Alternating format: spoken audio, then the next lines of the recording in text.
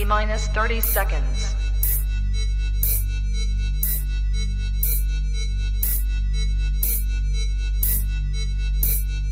T-minus 20 seconds.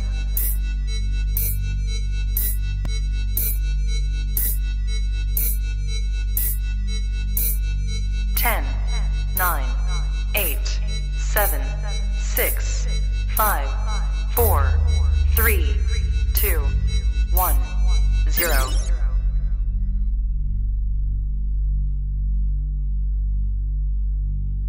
LadyChann! Fight!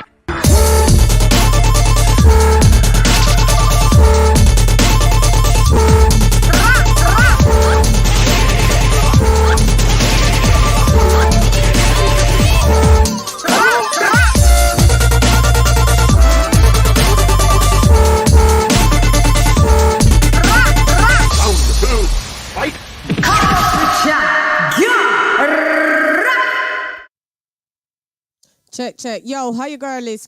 Guys, I've just got some, I can't hear through my headphones any of the sound in it. So bear with me. That's why I'm not on the cam. Give me un momento, por favor.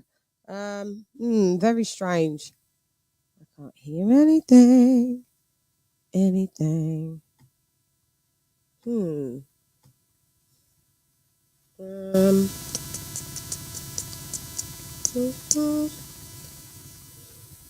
Strange. I can hear my mic. Does my mic sound nice? Jiggity check. But I can't hear anything else. So if I've played, like, for instance, if I... ¡Listos para los chingazos! ¡Listos para los chingazos! Let me reboot the Roadcaster.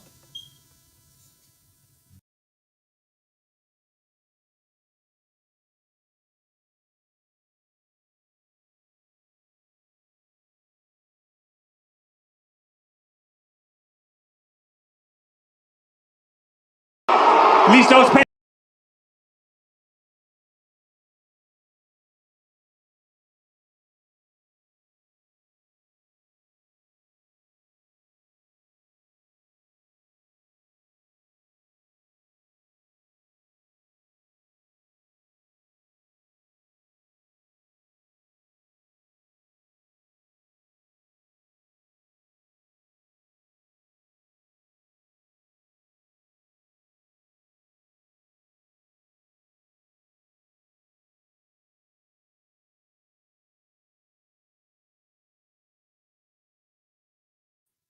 Can you guys hear me? Because I can't hear you.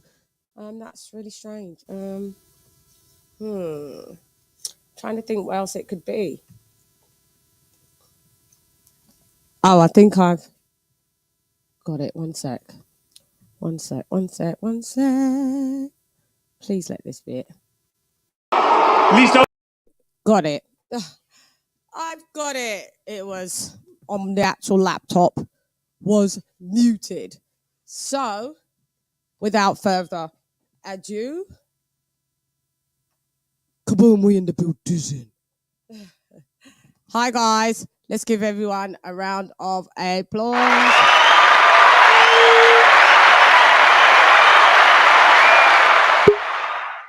Damn, you know, technology, just the littlest things can throw you right off. Hang on, let me set this lighting. This will turn into this, and this will turn into that. Hope you guys have not have to start my show like this. Yo, hey girl, it's LadyChann rep nonetheless, and welcome to Come Box with Chan. So yeah, so sorry I couldn't start the usual way. Let's get the.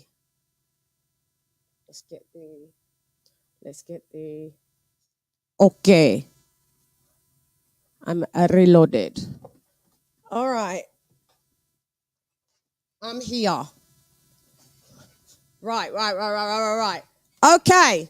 So let me get my co-host on, and then, you know, the special voice of the minute as well. So I'm introducing, introducing, introducing. Kenny Can in the building. Ding, ding, ding, ding, ding. Hello. One more guest. What up, though, Kenny Can? Hey, Ken. And we have one more guest in the building. Okay. Good evening. Good evening, everyone. I'll tell you, it's absolutely freezing. Oh, I'm not hearing you through the headphones now. You're not hearing through the headphones? Not you. That must be on me. Stay right there. That must be on me. I can hear you, but it's coming through the laptop and not my headphones for some reason. Hello. Good evening, everybody. I don't think that's to do with you. I just think it's to do with. Good evening, everyone. How have you? I can hear you now. For a setting, you know, the setting's always unsetting. I'll tell you one thing. It's absolutely cold in the UK. Getting colder. You know, I don't know whether it's because it gets warmer in the next couple of days again. Goes up to like 20. I sincerely hope so. Because I'm wearing tracksuit tops when I go running. But I will say one thing. It's been 1 second. Let me just get the next guest in the building. And I'm introducing, introducing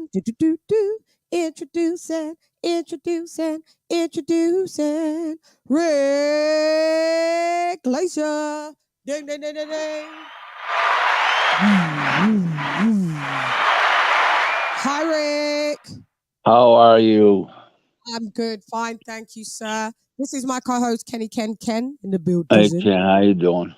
Nice to meet you, Rick. Hope everything's good in the United States. Hope it's warm. Yeah, it's not bad, but I'm under the weather today a little bit. That's why I got me blocked out.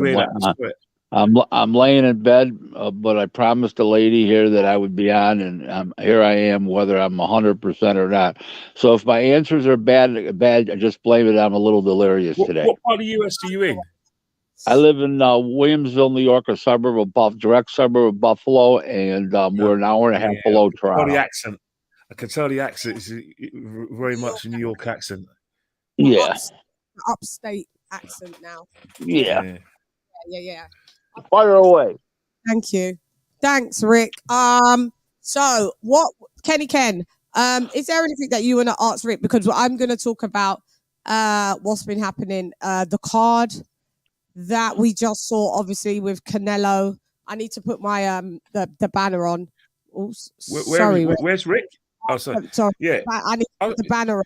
So, Rick, I just want you to chop it up about Canelo, basically, in my opinion, just about his marquee value. Has it been affected because of what he said about not wanting to fight Mexicans and his underwhelming performance? Just in my opinion, they both had underwhelming performances with I'm not sure what numbers they did. If you can give us the numbers, that'd be it's too early yet for the numbers. I don't have. I might not even be able to get them because it wasn't on TV. It was only on, I think it was only on the Zone app over here. I'm not sure, so I don't know if I can get them or not.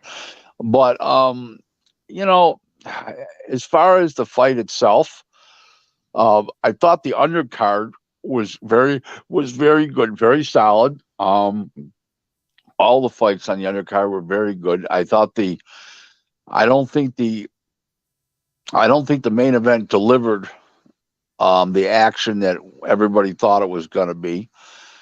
Many thought it was going to be, I should say. I have said all along that GGG was on the back nine and wasn't what he was. But Canelo looked like he was a little, I'm not saying shot, but he looked like he was a little burnt out, like he overtrained. And he was a little listless at times. And he got tired earlier, relatively early in the fight, about the 8th, 9th round, he started getting tired. It wasn't a good performance by either guy. It was an underwhelming fight. Not much to say other than that. I didn't see any knockout blows between either of them. Any of those punches wouldn't have knocked out either guy in any of those three fights. As far as what Canelo said, I understand what he's saying. Okay. it's more financial than it is anything else. You cannot do demographics from the same market in this era of pay-per-view, not yesteryear, this era, and the same demographics and do big pay-per-view numbers. It just doesn't exist. You need different demographics. So to do that big million homes and those kind of things, you need to fight somebody other than a Mexican. And you need to draw us from either, you know, a guy from the UK, a Black American, somebody else that's a mixed match.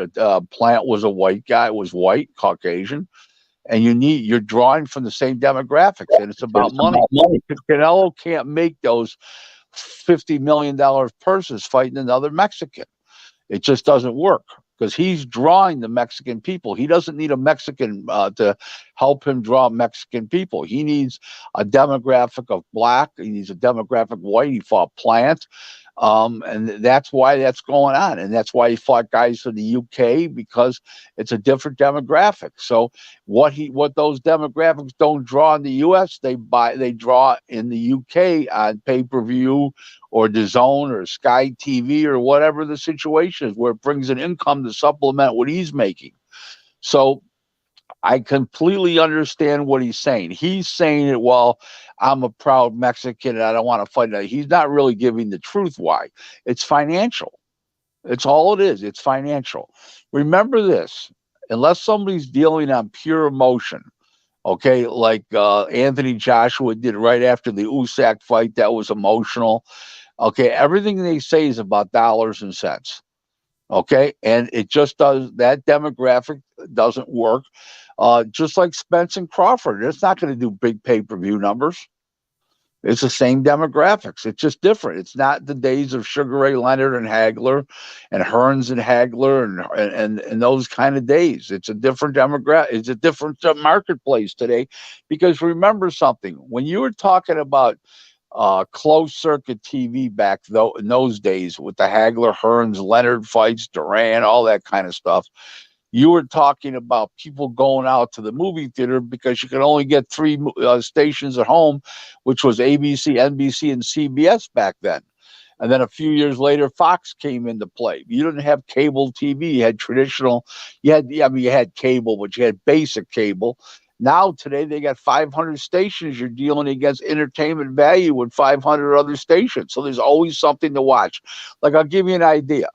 The other night, the Canelo fight was on. Okay, I had that on my cell phone. I was watching the New York Yankees game, and I was watching the NASCAR race, NASCAR stock car race on the TV, switching back and forth between the two, and watching the fights on the cell phone.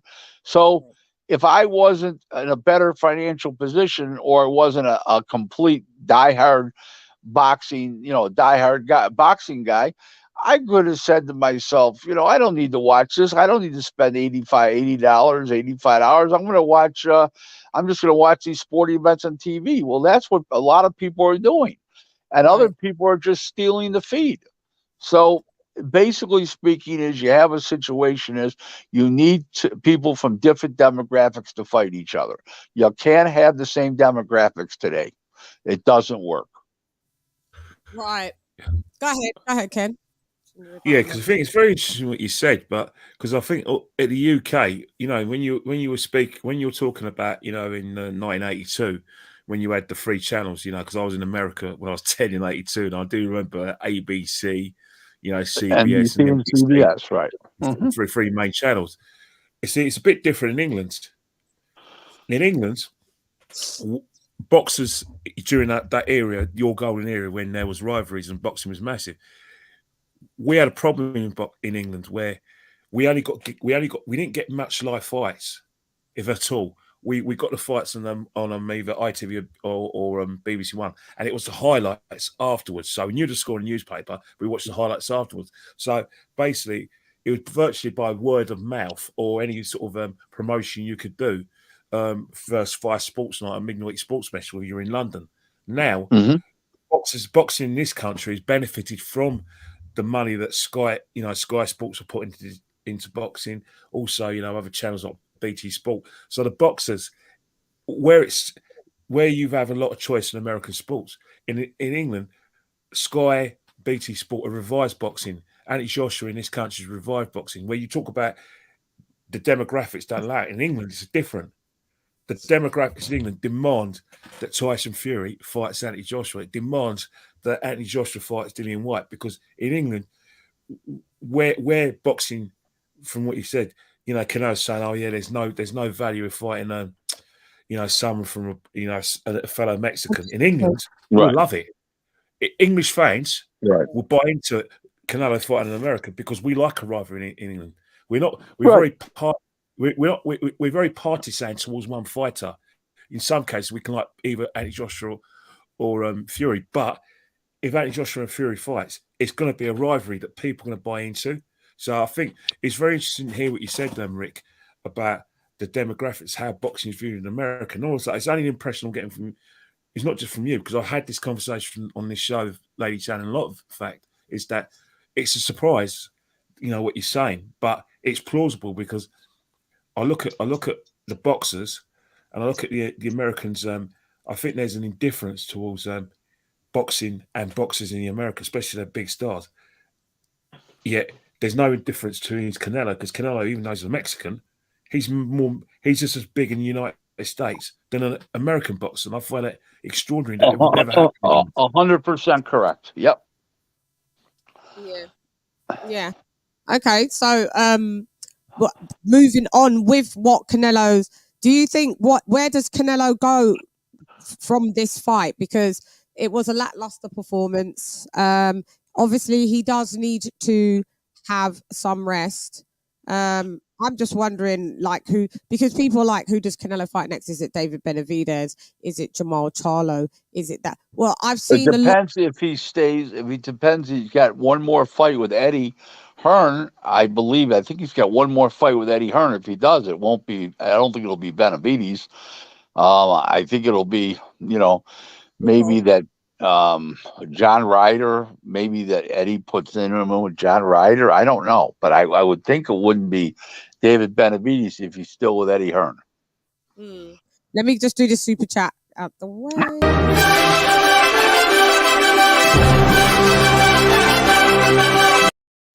Al Monday. Thanks, Al, for that $2 super chat.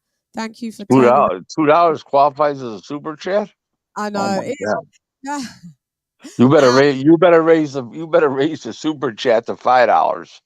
$2 shouldn't even get a mention, for Christ's sakes. Come on now. Al, do you hear what Sir Rick has said? Sir Glazier in the building, and he's not playing. He ain't come here to play. Rick's like, yeah, $2 ain't cutting it. Al, I respect everybody's contributions, but yeah, we're gonna start pushing them up.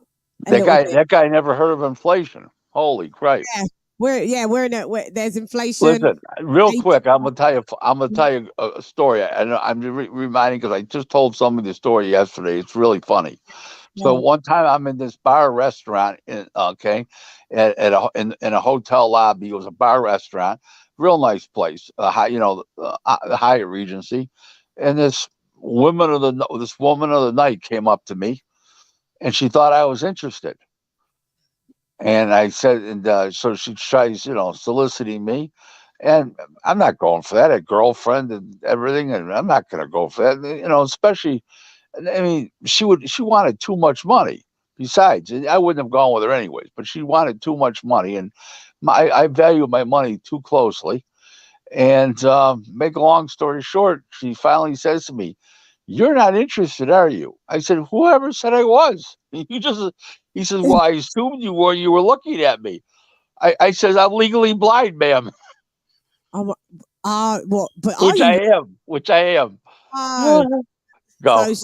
So you should have said inflation. Your prices are too expensive. No, this was a long time ago. This is many, many years ago. There was no inflation at that particular moment.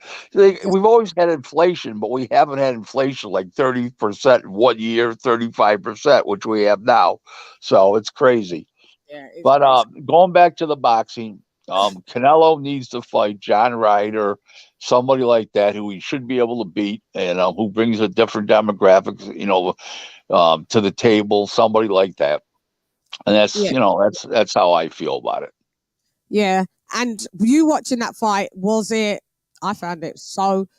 Kenny, Rick, that fight was so boring. It was bad. No, it wasn't boring. It wasn't boring. I'll tell you what it was.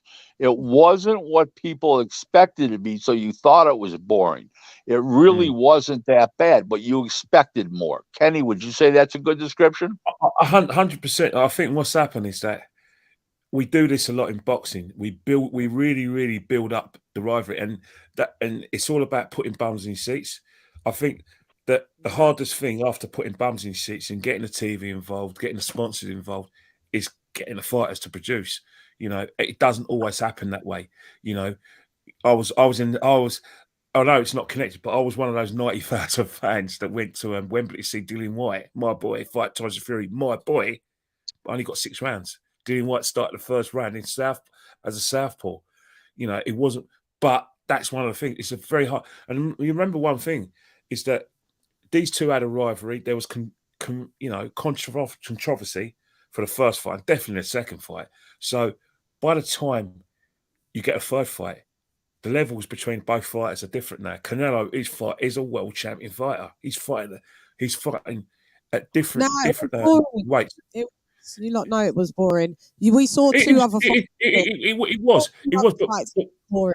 That was boring. But what do people expect? What people expect, if they thought they're going to get a classic between a fighter who's what I call a lifeliner, fighting world title fights continuously against a fighter who's trying to avenge the loss, when we believe that he hasn't got the quality that he had previously, this is what you're going to get. I said it last week that either his corner pulls him out because he can't get to Canelo, or it's going to be a unanimous ball draw, and I was proven right. Yeah, go ahead, Rick. I just didn't. I wasn't interested. It was rubbish. No, it's just that it didn't deliver because people had higher expectations of it. But it wasn't a bad fight. If people weren't paying for it, and if people didn't have that high expectation, it wasn't a bad fight at all. We paid only £10 here. I mean, and it wasn't even worth that. I mean, remember, you have to bear in mind that we stayed up until 4:30 a.m. for that fight to start, and just to give us basically a sparring match. No. Do you want to know what I was doing at 4 o'clock in the morning? I was finishing a pizza. Yeah. Well, maybe that's why you're not well today, Rick. No, that was on Saturday night. I'm not well today because it's just I left the window open and got real cold overnight, and I woke up freezing. I'm the same a little bit, yeah, and you catch a bit of a sniffle. No, I don't think that was. And then you have to think the US market that was also the US audience that was marketed to. If you didn't have DAZN, that was like $85. That just, even what, $60 if you did have DAZN. I feel bad. I don't think that was. No, I will be very mindful before I buy any type of fight like that again. I have to see where Canelo's going. Triple G, it just looked like he was there just to. Somebody just said not everyone can afford it, Rick. That's what I said. Yeah, that's what he said. That's what I did say. Triple G looked like he was there just to get the money and didn't pursue any pressure at all. It was just bad. The build up, how they hated each other and all of this.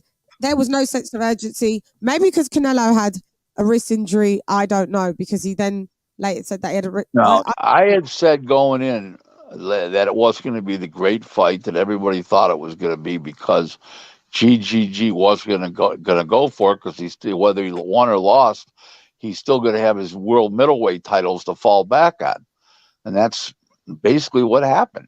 He didn't have that urgency to go for it. Do you think if he didn't have those belts to fall back on, he would have fought with a different sense of purpose? Of course, so it's mentally natural. Of course. So why was he allowed to keep his belts at 160 going up to 168? Usually anybody else would have to vacate. No, that's not true at all. No, no, not at all. No, they don't have to vacate. No, if they're mandatory is due, and then they don't take the mandatory, they have to vacate, but they can keep their belts go up, and then if they lose, they go back down. So that's Really? not true. I've seen. Well, if he had won, he would have had to have decided what he was doing. I've Yes. seen. Yeah. Yes, that's true. Yeah. So, what was the news report that I had yesterday on saying this? So you see what you're saying with the Canelo thing, with him not fighting Mexicans, and it's a monetary thing. I'm not totally sure. I get that point, but I don't know if he doesn't want to fight David Benavidez, and it's a way, because he said a lot of contradicting things in the last. I know that, but he's saying contradictory things is because he doesn't want to come out and say it's because of the money. So he's he's trying to beat around the bush, and then he keeps changing his story a little bit. The idea is it's not going to happen. He doesn't want to fight Zorro Ramirez either for the same reason. So, I mean, he's ruled Zorro Ramirez out too. It's not about David Benavidez. He's about Zorro Ramirez. Anybody that's in the same market demographic that he's in. He understands. He's a businessman. Okay, Canelo walked in this business wearing boxing shoes, and he's leaving. He's leaving wearing conservative business shoes, because that's what it's about. It's business. I mean, him not fighting, like, if you're really about, your fellow countrymen, you would want to give him a big payday. I'm not disagreeing with you, but he can't do it financially. They're not going to be able to pay him, okay, the big money if he fights another guy from his own country. It's going to cost him $10 to $15 million if he does. Yeah. He's just not going to do that. Yeah. I don't blame him. He's not wrong. Yeah, I kind of get what we're on that aspect, actually. Payday. You want payday? I know that. Yeah, I think that's, yeah. He knows it as well. Who's this guy chewing in here? Yeah, go off cam. We don't need to see chewing. That's AJ and my bad. War boxing in the building. What up, though? What's up? So, just saying, what up? Yeah, well, I know you. What are you eating? Oh, munching on some popcorn. Oh yeah, this is the movies here. So, did you hear what Rick was saying about the fight that maybe it was built? What was yourself and Swab's impression of that fight? I want my money back. And this is more or less. Want your money back in? Well, I'll make you a guarantee right now. You're not getting your money back. I know. I was asleep, so I didn't miss anything. I was asleep. You didn't watch it at all? No, I did not watch it. I did not watch it. I fell asleep. I tried to watch it, and the funny thing is, I paid for it as well. Me too. It was just so long. I just fell asleep. God! I paid for it, and I got to the ring walk, and then I fell asleep. So I had to watch it the next day. Me too. So you were bored before the fight started. Now. Yeah, I was just really tired, and at the fact that it was just really late, and I'm cool to stay up, but.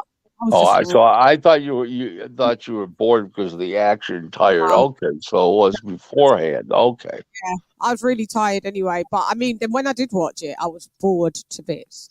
When I did, I was excited that let me see it the next day, and then I thought I was going to see something. I didn't look at anything on Twitter, anything on social media, because I didn't want it to be given away, like what the outcome of, even though I thought there was going to be like a late round stoppage, even though Triple G's got a chin of granite. But I just thought, just based on how he looked like with Murata, that he may get floored. But I mean, I just think that says more.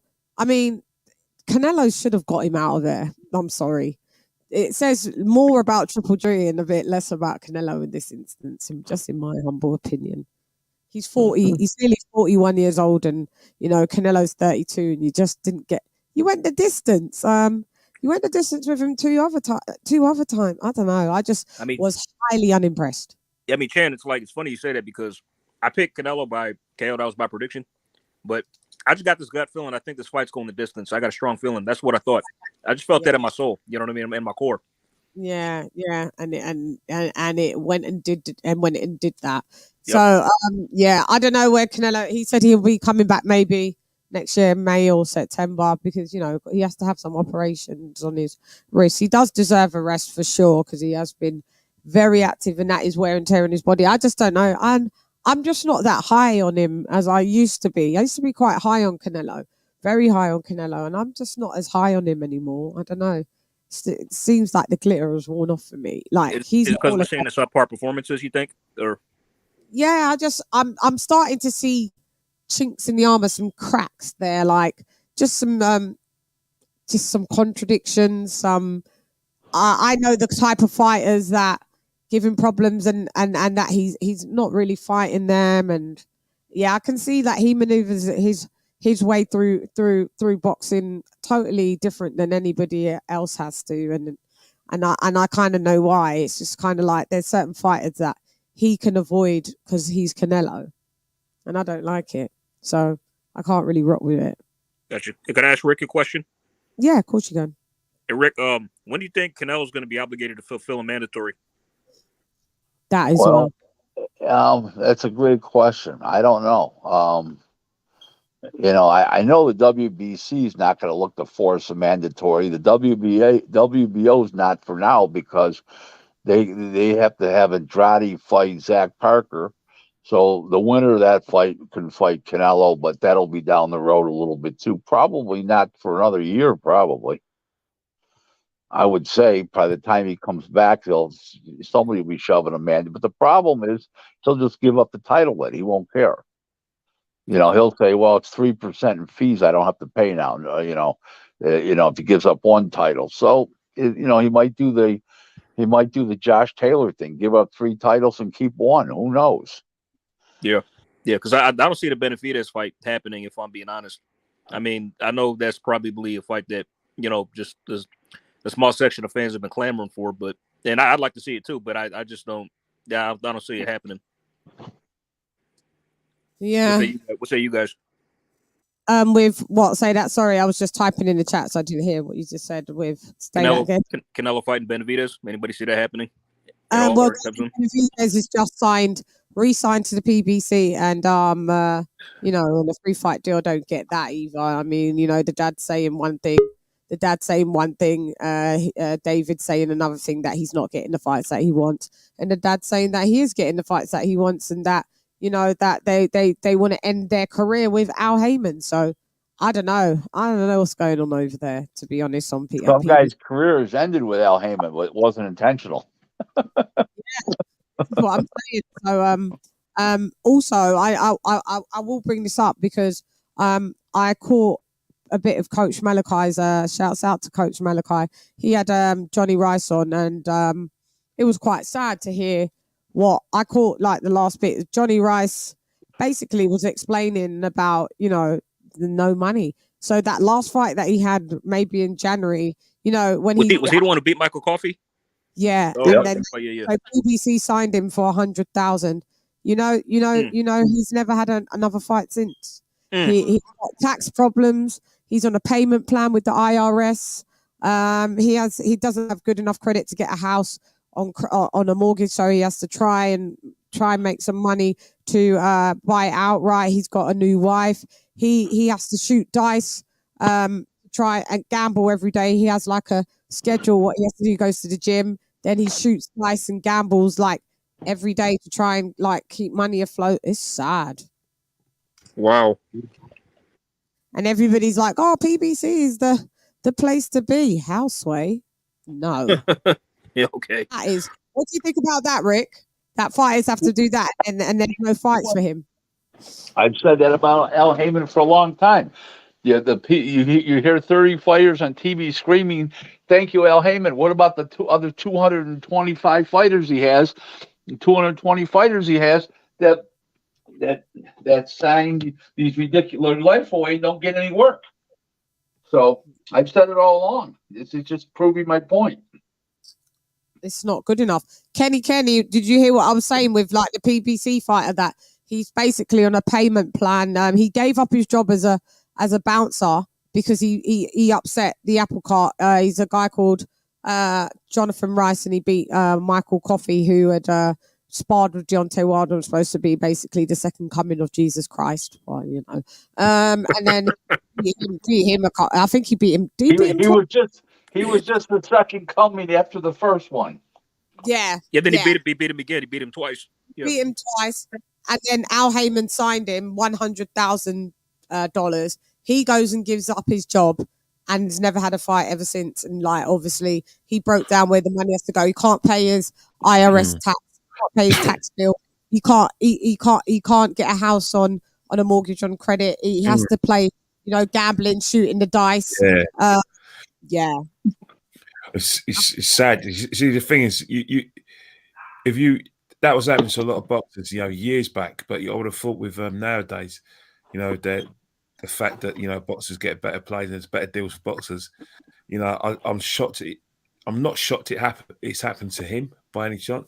I always say to boxers, man, unless you've got a free fight deal and you've got sponsorship, don't give up your day job, man. Really don't. You know. There's money in boxing, but it's still like the haves and have-nots in boxing. I don't know what it's like in the United States, but we still have that situation in the United Kingdom. Hence the fact that a lot of British boxers, British nice boxers, they think Daniel Kinahan's God. You won't hear them criticising because Daniel Kinahan's put a lot of food on their table. You know what I mean? If they're not boxing, they've got a job with him in some capacity. I don't know. You know what I mean? They're working and they're earning.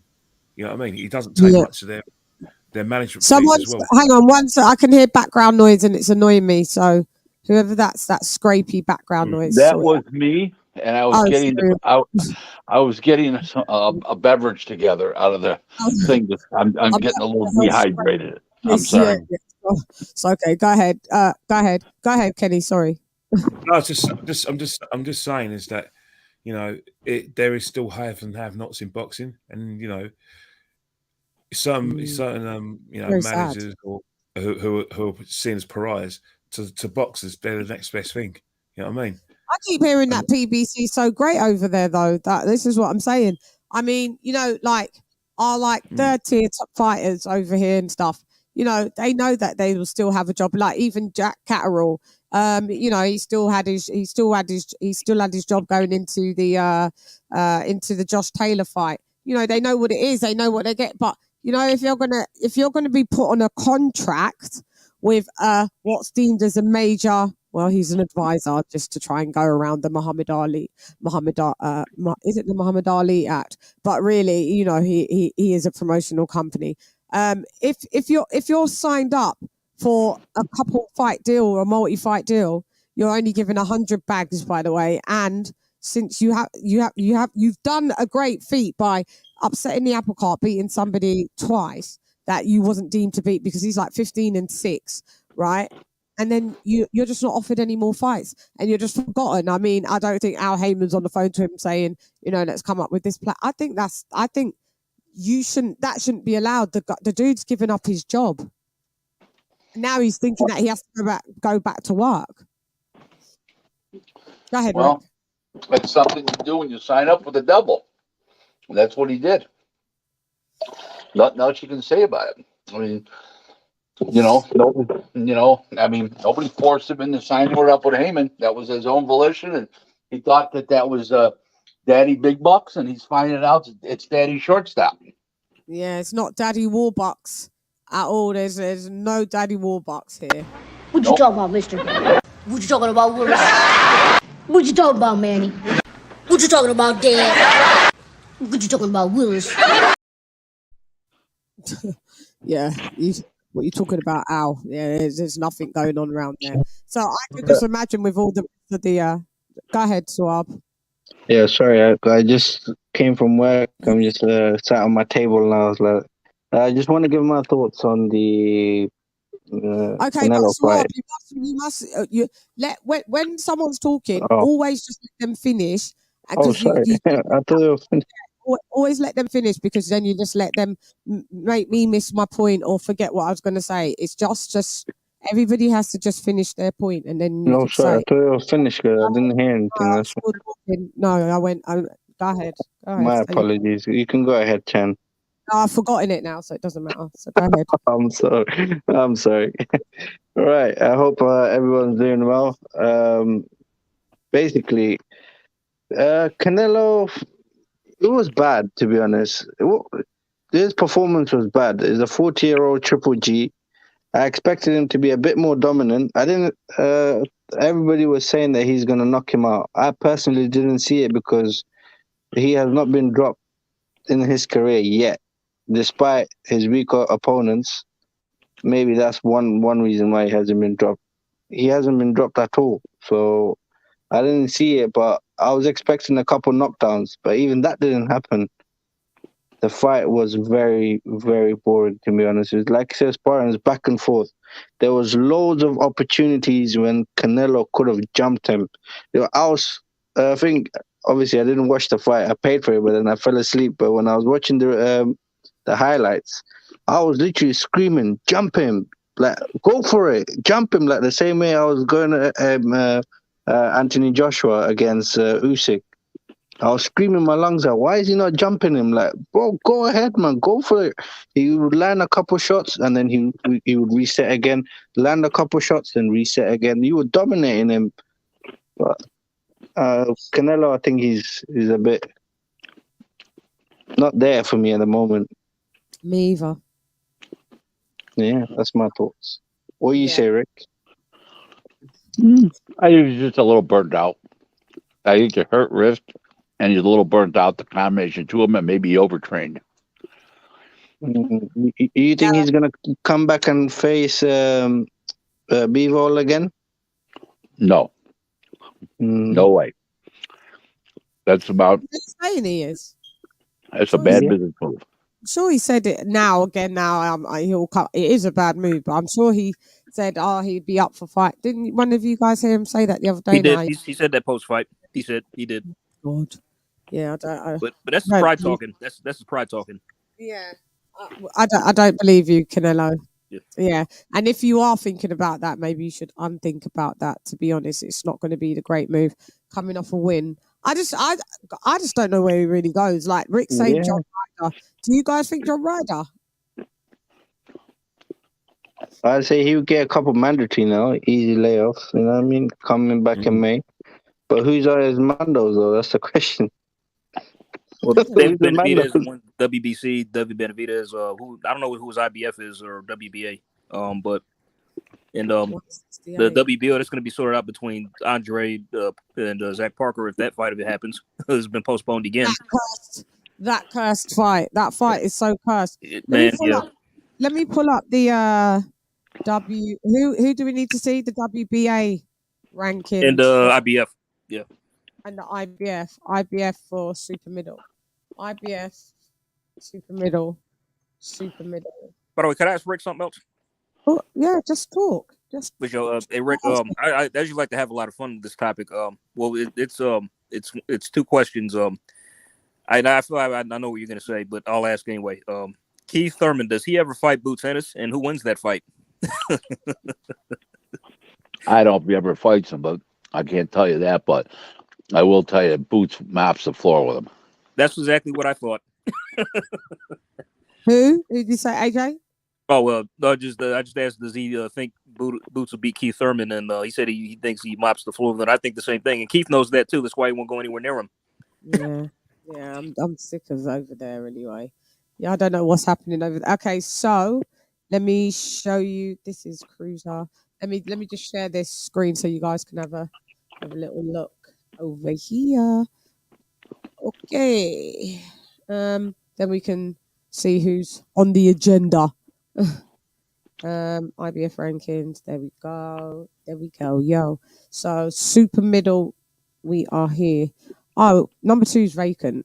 Skull, Plant, Berlanga. Oh God, the level of competition really drops, doesn't it? Oh my God, what number is Berlanga? Berlanga is 4. I don't know why. Is that IBF? That's IBF. This is IBF. Yeah. Oh wow. So Atmadov, we just saw he just beat Gabe Rosado, right? Yeah. Did he just beat Rosado, right? He did, yeah, on the undercard, yeah, on the undercard. Uskateki, Ivanov. Wow. So Richards, he's from the UK. Okay. These are the top 15 in the IBF. So number one is Skull. I don't know who he is. I never heard of that guy at all. Yep. And then number 2 is Vacant. So I don't know what they're gonna. So Skull, whoever he is, he'll be next. If for Canelo for the IBF. And then who else do we need to look at? WBA. WBA. Yep. WBA, not the WBO. Okay, let's have a look at the WBA. WBA. Super middleweight. Wow, it doesn't look like that. It's in that great shape on the IBF. I'm quite shocked. WBA super middleweight rankings.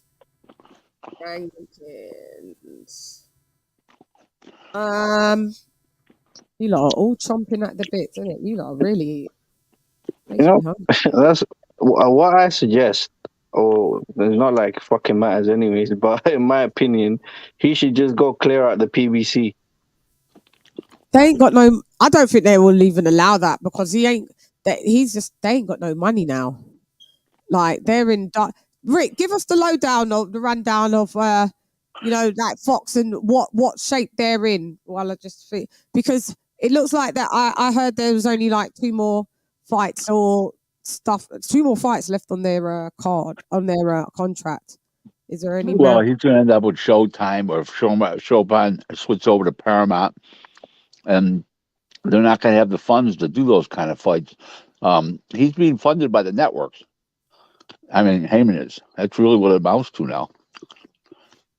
So, and that money ain't there.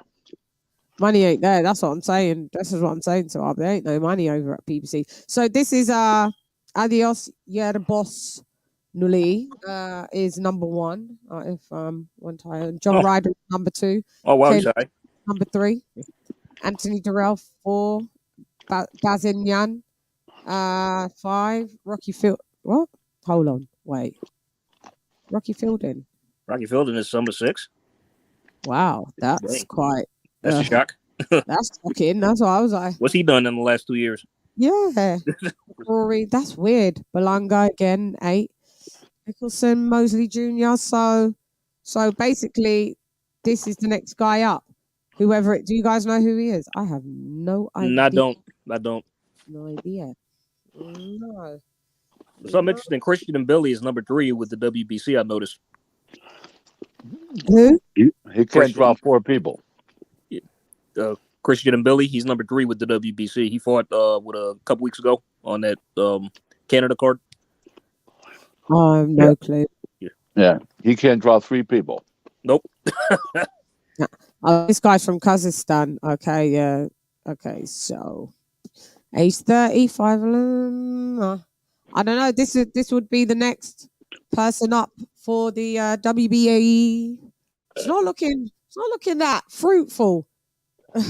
It looks like I can't see how Canelo's going to be going forward with these types of geezers to make any big money. This is my whole point. Like the big money days don't seem like. I don't know who the big money fights. Basically, that is what I'm trying to say. Moving forward for Canelo, I can't say the well has dried up. Yeah, sucked out everything out of it. There's nothing left. There is nothing left at all. Canelo, there's no more payday. Payday. You want payday. I know that. Would it be a bad thing for him? Or is this going to be too strenuous for him to go move down to 160? Just clean out 160, get rid of Triple G, retire him, and just or is 168 is his optimum stomping ground? Because I mean, damn, you could be undisputed at 160. I would do that because I think there's going to be way better paydays. Ken, do you see that level of competition? What I've just pulled up.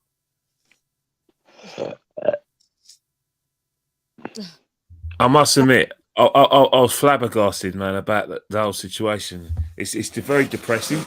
It's depressing. You know, you look at the other divisions, and you don't feel depressed, but super middleweight. I was It's depressed bad. seeing that. Middleweight and super middle. I was very depressed. You know, I was looking at that. I was thinking, and you know, this is what kills boxing. Really, that's what kills the sport. You know, we're trying to sell the sport, especially to one of the meccas of boxing, the US, and I can see why people in the US are just turning away from the sport, because when you've got rubbish like that, it's hard. It's hard. You know what I mean?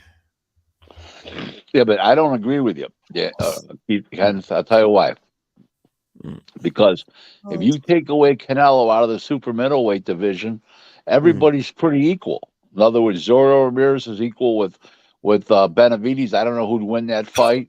And you go down the line, all those guys are pretty equal. Throw them in a basket. Just because one guy is so good and compared to the other guys and so well known compared to the other guys, you can't blame the champion.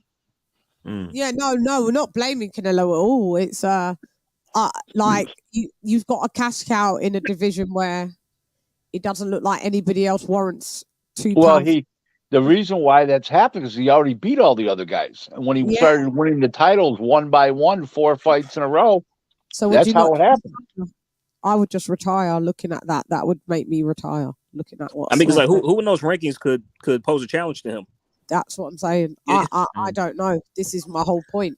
So I would either think, let me go to 160 and see if I can be, because he's already a champ at 160, but let me see if I can be unified. I mean, be undisputed at 160, and at least I'll be twice. He can't make 160 anymore. This is my question. If he could, then that would be an option, but he can't. Damn. That's all. That's all. If he tried to be putting his health at risk, probably. If he tried, maybe just retire then. Well, he's not going to retire, because if he can't get $50 million paydays, he'll get $35 million paydays, because you only got to pay the other guy $2 million, $3 million. You don't have to pay him 20. Well, so the fights aren't as big, and they're not legacy fights. But every fight can't be a legacy fight because he's fighting so often. Sugar Ray Leonard had a lot of legacy fights because he didn't fight that often. He took years off in between fights. Yeah. So. I mean, listen, if you look at Marvin Hagler's record, as great as he was, you'd see a lot of fighters you never heard of today. I never heard of that guy. I never heard of that guy. And they were fighting for world titles, and he was world champion. So it just happens, it's just part of it. You don't have 40 guys in the division. If you go down to smaller weight classes, then you got a lot more guys because it's more international. You got guys in the smaller weight classes from Japan, Australia, in the UK, United States, Mexico, Puerto Rico, all over the world. With those bigger weight classes, you don't get that. Yeah, I mean, sports heaven. I get your point as well. He hasn't fought Benavidez. Why don't he fight him then? Because where's the money going to come from to pay both guys? Benavidez going to want $10 million for the fight. What's he's going to want 50? Where's $60 million in that fight plus an undercard of $4 million in marketing costs? So where's $64 million in that fight? There isn't. What about Charlo? I feel like they're just everybody's making excuses for Canelo not fighting. There's no money in a Charlo fight either. Wait. I'm sorry. There's more. I'm sorry. There's more money. I said that wrong. There's more money in a Charlo fight with Canelo than there is than a Benavidez fight, because it's a different market. But I mean, nobody thinks the problem with Charlo is nobody thinks he can win. So that's almost. Well, I'd rather see some that him fight Charlo. I'm not going to keep giving passes. Well, there's listen, I got to roll. I got to roll. In 10 minutes, I got a conference call. It's been an hour. I got to roll. Thanks for having me. Bye bye. Yeah. All right. Thanks, Rick. See you later. Bye bye. Later, Rick. Bye. See you later, Rick. What I've just seen in that rankings there's no money there either. No, it's it's pretty dry. Yeah, how many excuses are we gonna use? Like, oh, you can't fight Charlo because there's no money here, or you can't fight Benavidez. I know Benavidez's dad they're asking for. Right, the panel's open for everybody now. It was just so didn't want to inundate. I mean, Chan, it's like Canelo is the draw. No matter who he fights, so the draw eyes. People are gonna see it. This is what I'm saying. I mean, so if he goes to PBC, obviously they're going to build those Charlo and Benavidez. They're going to build those pay-per-views, and it'll still sell well. Probably not maybe a lot, but it'll sell well. I can see it doing over maybe 500,000 buys, maybe a little 6 or 7, something like that, because nobody knew who Caleb Plant was, and look how much that, but people paid for that. You know what I mean? How many buyers, like over 800,000? Yeah. Fight. I mean, my mind you was undisputed, but it's like he'll draw eyes no matter who he fights. So. Yeah. I see what you mean. That's crazy. AJ. King of King boxing in the building. What up? How's everybody doing today, man? Salute. What's up? All good, all good. I don't know if this all make. What's your thoughts, King of King, on this whole Canelo debacle and money not here, and this shouldn't have to fight here, and he can do what he wants over here. A bunch of bullshit to justify him not challenging himself. I mean, you can use that excuse when every fight you have is a money fight, but when you have several little blemishes that aren't money fights, I guess you can throw the belt in there, but Caleb Plant wasn't a money fight. I mean, so you can't sit there and use that as an excuse. Yeah, you can't sit there and excuse when really the term, oh, it's no money in the fight, is I'm not sure I can beat this dude. So if I lose, I want to get paid enough. So maybe if I think about retiring, then it's cool. I mean, it's a joke. Like Canelo gets so many passes, it's just like it's embarrassing. And let's be honest, if Canelo was Charlo, it was vice versa. They would tell us that Charlo was a garbage and he was ducking everybody. If all the scenario was exactly the same, it's just he gets protected, and it's embarrassing. This fight this weekend, $85. Forget about it. That was foul for you guys. 85, 60, whatever. Hey sis, in the building. Hey, hi LadyChann. Hi. Hey, Modern King Boxing. No, King AJ. Hey, Lisa. And Sawab, right? Sawab is on here. No modern. Hi, Lisa. Hey. Hey, darling. Just King of King. Can I say something right quick? Of course you can. Yep. Go ahead. I was gonna say I had put in the chat, right? I didn't necessarily agree. Well, I understood what he was saying about Marvin Hagler, but here's the thing: Marvin Hagler didn't get any shots until it had to go to the U.S. government. 52nd fight or something, right? His 50th fight, right? 49th to 50th, right? Yeah. So it's not like he didn't try to fight nobody. He wasn't getting. Nobody would give him a shot. That's correct. So yeah, there's some people. Yeah, there was some people on there that people might not have known, but he cleared his division out. Yeah, that comparison is bad. That Marvin Hagler, like you said, and he got robbed a few times. Like the ascension that he had to talk about getting something from the dirt.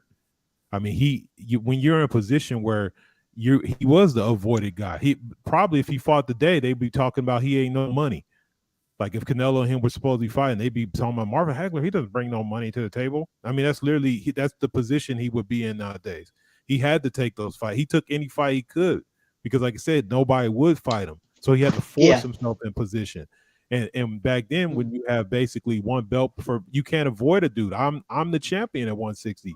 You've got to fight me, and that's after he had to force his way to get that title shot. So it's not. It's a very bad comparison. Yeah. I just because I had to speak up. Marvin ain't here to speak up for himself. So for real. I should have even have thought that because that one is not a great comparison, to be honest. Yeah, it isn't. To me, the people that I've just brought up, they're whack. They have that. You could put the rest of the top 15 in the IBF and the WBA, and that fight those fighters won't even command $5 million altogether. So, for everybody saying, but this one, if he fights Benavidez, there's no money in that. There's no money in these geezers. There was no money in, and what was his name? Anthony Yildirim. There was no money in him.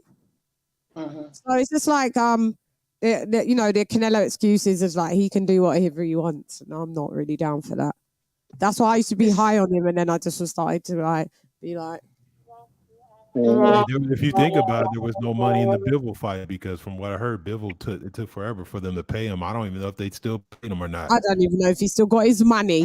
Exactly. Then would he get like, I think his purse was like $2 million for that fight? That's it? 5, I think. 3 or 5 million for the first fight. I mean, it was still significantly less than all his other recent opponents got.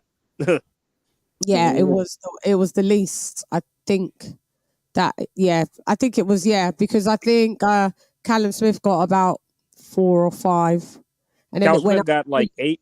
Billy Joe got 8 as well, and I think Caleb got 10. No. Callum Smith didn't get 8. He didn't get 8. No, Callum Smith got about. I want to say the max he got. You can check it. He got 6. It went up. Then Billy Joe Saunders got 8, and then Caleb Plant got 10. Got it. Okay. Smith got the least. Well, now Bivol now, but yeah. So probably made him win. Probably made him want to win. Probably saw how much he was getting paid. You know, I'm gonna beat this guy. All I know, that fight was just the worst fight. I fell asleep at the ring walk. I think Sawab did as well. I fell asleep. That was bad. That fight was, to me, I don't care how anybody wants to try and put it this way or put it that way. That was a bad fight. It just looked like and then all of a sudden, like after the fight, they was hugging each other like they'd went through a war. Yes. Almost makes it look like it was predetermined, right? Huh? Yeah, like they planned it. Like, yeah, that's how it made me feel. I was just like, did they just get it? Did they just get us? Like, you know. Yeah, where's Ashton Kutcher at? He's supposed to come out. At the end of the fight. Like. Yeah, that was really anticlimactical. Bad. Yeah, go off and you do your wrist. What do you say about Triple G now? Because we haven't really. Let's go with Kenny Ken. Ken, Triple G, his performance in that fight and where, because he said, because this is the thing, he said, I'm going back down to 160, and then he says, no, all of a sudden, he's staying at 68. I don't know which one he's doing, but anyway, go ahead, Ken. Where does he go? What do you think about his performance? Just what I thought, you know. It was a bridge too far for him, you know. Even though you know he's got the attributes, I don't think his age came into it. I just think that even though Canelo, you know, wasn't at his best, he didn't have to be at his best to beat this guy, and that's the thing. It's just this. Perhaps this fight maybe should have happened maybe 2 years previously when they were both live fighters. You know, when I saw his performance, I wasn't shocked. I didn't see him, you know, like I said, dominating behind the jab. I didn't see him get his punches off. I just saw a shutout, a boring shutout. But you know, that's, you know, it's not. It's, at the end of the day, it's all about winning. You know, Canelo won the fight. It's got the guy to try and win the fight. But I expected that. I wasn't disappointed because I'd be disappointed if I expected a classic and I wasn't expecting one. Weren't you, for real? No way.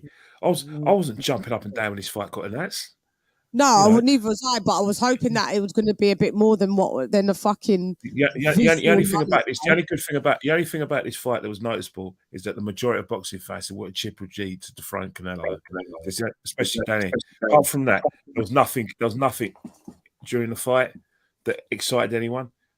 You know, I'm sure the people who paid for that fight or got up for it or watched the highlights sort of been really underwhelmed. But happens in boxing sometimes when you build up these rivalries and you build up something that is not there no more.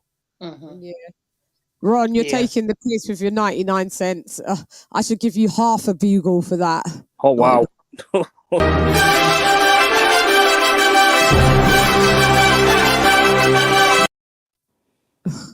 Thanks, Ron, for that 99 cent super chat. He should have got a flute. Something else. He could have got this. No. Yeah. Yeah. Thanks for that, Ron. Unless you can buy a piece of gum from the corner store with that. Not in the UK, you can't. Oh damn.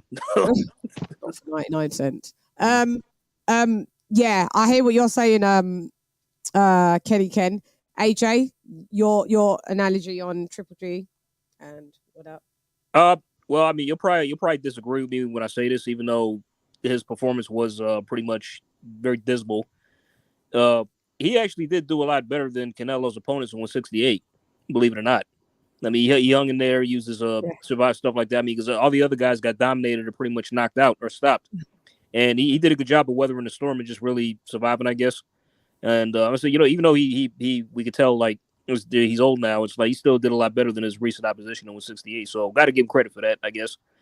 But as far as where you should go next, you know, it's funny because, like, I saw the Murata fight, the highlights of that fight, and I was comparing this. Like, he seemed more up for it when he fought Murata. I'll say that. He looked better. I mean, you saw he still stopped him. We saw the struggle until the adjustment was made. Oh, yeah. This fight. But it's like, there was none of that. I mean, you just seem content to, like, just, you know, pity-patty and just move around and kind of, like, just survive, really. That's all. You know, there was, like, no, like, initiation to win, no pressing the gas, nothing, you know? And like, Chan, like you said earlier, it's like you just showed up to get paid. And probably because people, sorry to butt in, but probably people thought, yeah, but you know, every single person on the planet who watches boxing was saying and thinking that he's going to get knocked the fuck out to the body or to the head. So maybe that played in his head a little bit. So he didn't want to get dropped. And AJ, you're right. He did much, much better than all the 168ers. I mean, and you know what I mean? Put me to the fire where I say this Triple G, even this old ass Triple G, will beat Benavidez. He will beat flipping Charlo. Both the Charlos, I say. No. You can't beat no Benavidez. Yeah, I just don't believe stop it.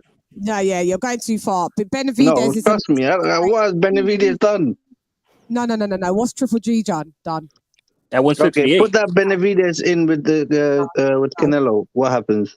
No. Benavidez is a big guy. He's near enough a light heavyweight. No.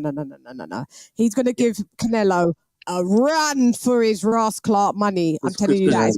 Because Chan, you put that version, you put Benavidez in there with that version of Canelo we just saw. Oh, he's going to struggle. He's going to struggle. He struggled with Canelo. Listen, the Benavidez is a big lad. If you think nearly 41-year-old Triple G beats David, 25-year-old 6 foot fucking 3 Benavidez, you're tripping, Sawab. You're tripping. Yeah, I don't see it. Don't see it, unfortunately. He's gonna get a Lemieux beat down. That's what. That's Sawab.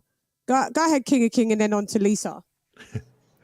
All right, so he's tripping. Anyway, it's all right. I'm sorry. Look, y'all gotta clear your mind and look at the fights, man. Triple G looked at old. He tried to enact a Bivol plan a little bit, but he don't got the trigger anymore. It was obvious.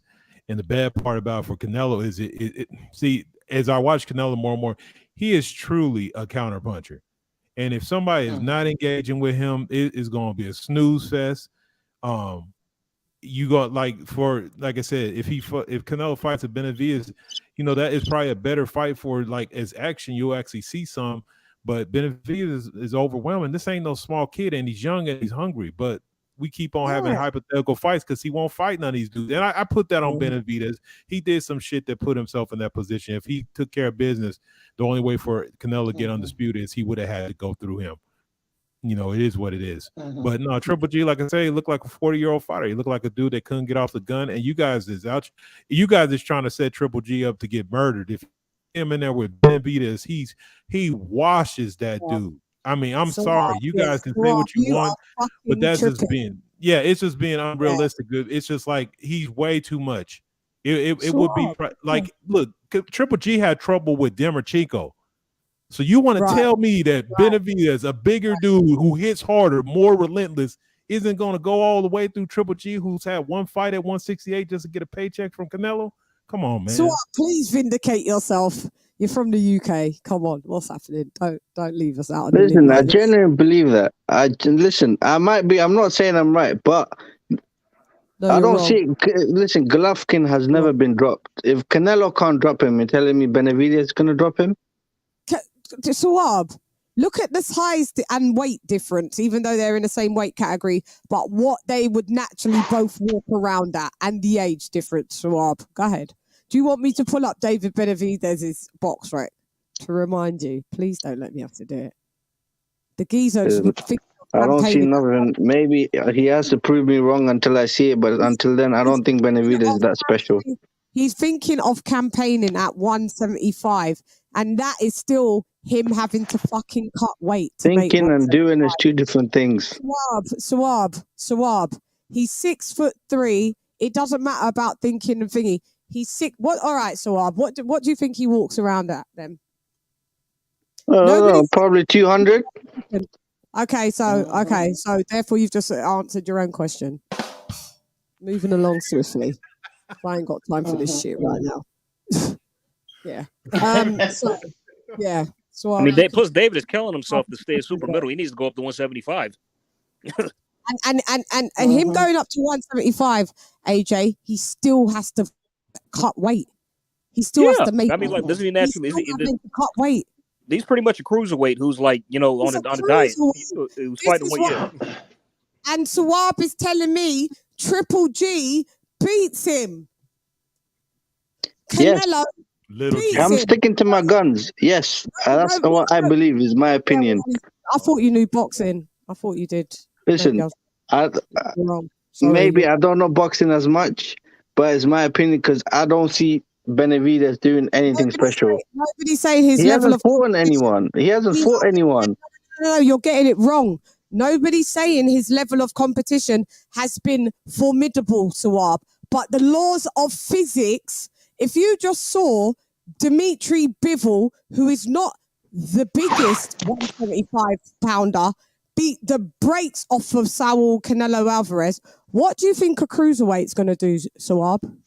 Well, he's not Bivol. Benavidez Benavidez is not Bivol. But they said the main reason that there was a discrepancy in that fight when they came out with the excuses was Bivol's size. With Benavidez is a nightmare matchup for. I'm sorry, y'all. Y'all have never seen Triple G. Like I said, he had trouble with Dermachico, who is a smaller guy with no power and slower. He's slower than Benavidez. I know. Listen, I saw the fight. Listen, I'm not giving that much credit to Golovkin. The only reason why I'm saying what I'm saying, no. I've seen his fights. I knew Golovkin was done, but I don't think Benavidez would be able to beat Triple G. No chance. He might rub him on points. He might win by points. He's not knocking him out. He's not knocking him down. He ain't gonna do nothing special. Hey, Triple G, look, the fighter tells you this. Triple G wouldn't take that fight for $100 million. Ever in life. Triple G would be floored by David Benavidez. Floored. It's just the sheer size. Triple G is 5'9". David Benavidez is 6'3". You just saw Triple G find it even hard to fight Murata, yeah? And you're thinking that David Benavidez, 25, 26, doesn't give fucking Triple G a fucking ironing board lesson where he just irons him out. Come on, mate. So no. I don't see it. It would be like watching a 168-pound version of Lubin versus Fedora. It would be bad. It'd be exactly that. We all know that, except for Suab on the panel for some reason, that he thinks because of the level of competition that he must think that highly of Triple G that beats that guy. That beats. Nah, no, I think very poorly of Benavidez. This is where you're getting it wrong. I don't think highly of Golovkin. I think very poorly of. No, you think highly of. You have to. No, I say the other way. No, it's not. It's not, because logic just doesn't make that. It just doesn't make sense. You could even have someone with like even less skill. Like, all right, so who beats out of Zurdo and Triple Z? Of course, Zurdo. Why? Why is it of course Zurdo? He hasn't fought anybody. He's a 175. He's better. He's much better when it comes. Nope, he hasn't fought anybody. We're going to use your mantra. He hasn't fought anybody, by the way. He has his one come forward style, by the way. He's about 6'4". He's definitely he could campaign at heavyweight. So go on. He got the balls to fight Bivol. Okay, That's so what I'm saying. He got the balls to fight Bevo. you didn't. Benavidez wouldn't fight Bevo. No. You didn't make any sense. I used your analogy, and as usual, you tried to swindle out of it. I won't allow you to do it. None of them beat fucking Triple G. I mean, Triple G beats none of them. Okay. No, not That's none of them. I'm saying the it doesn't PBC beat none side. of them. I'm saying the Charlo. G don't beat no Zordo. Triple G don't beat no fucking David Benavidez. So anyway, we're He moving beats. on. I think Soto beats We're Triple moving G, on. We're moving on. We're moving but on. not Benavidez. Benavidez won't Slam do the shit. gavel on him. Slam the gavel. Yeah, no, it's time to suave. Yeah. Yeah, right. Oh, I would love to see it though. I'd love to. I want him to prove me wrong. I hope he doesn't do too much Can I say cocaine. something? Can I say Yeah, something? you can. Please save us, AJ. You can say everything. I'll say this about Triple G. It's like I think that okay. So could you clear this up? He said that he's going to stay at 160 or he wants to stay at 168. He said he's not going to retire. I saw him at Modern King because we was on my comment section talking about this briefly yesterday, weren't we? We saw him say after the fight, post fight, that he I'm still a champion at 160. I'm going to go down there. And then who did he get ordered? I just did a report. Right? Yeah, the W, is it the WBO? WBA mandated him to fight. Who was it? Lara. Yeah, Ilislandi Lara.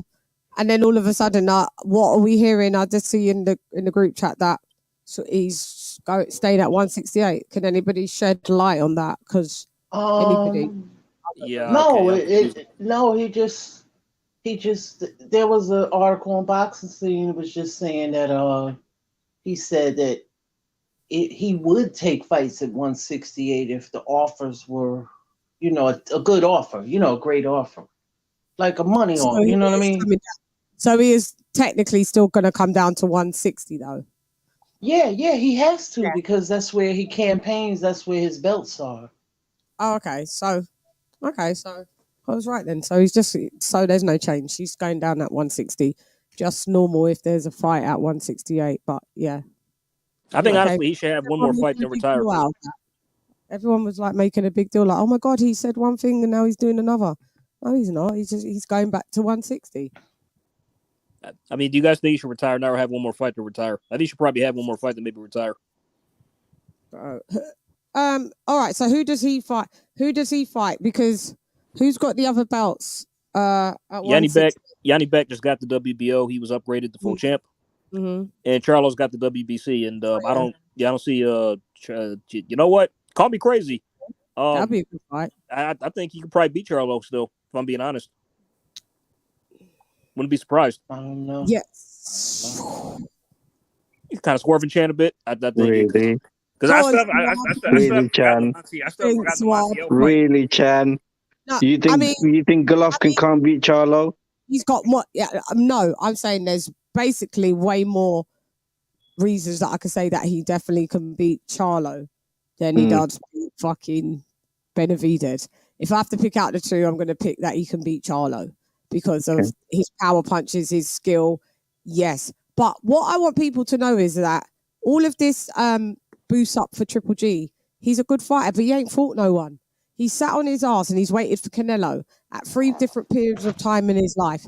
He ain't fought no one. And they want to compare him to Marvin Hagler. He ain't that guy. He ain't Marvin Hagler. He was never undisputed. He was never undisputed.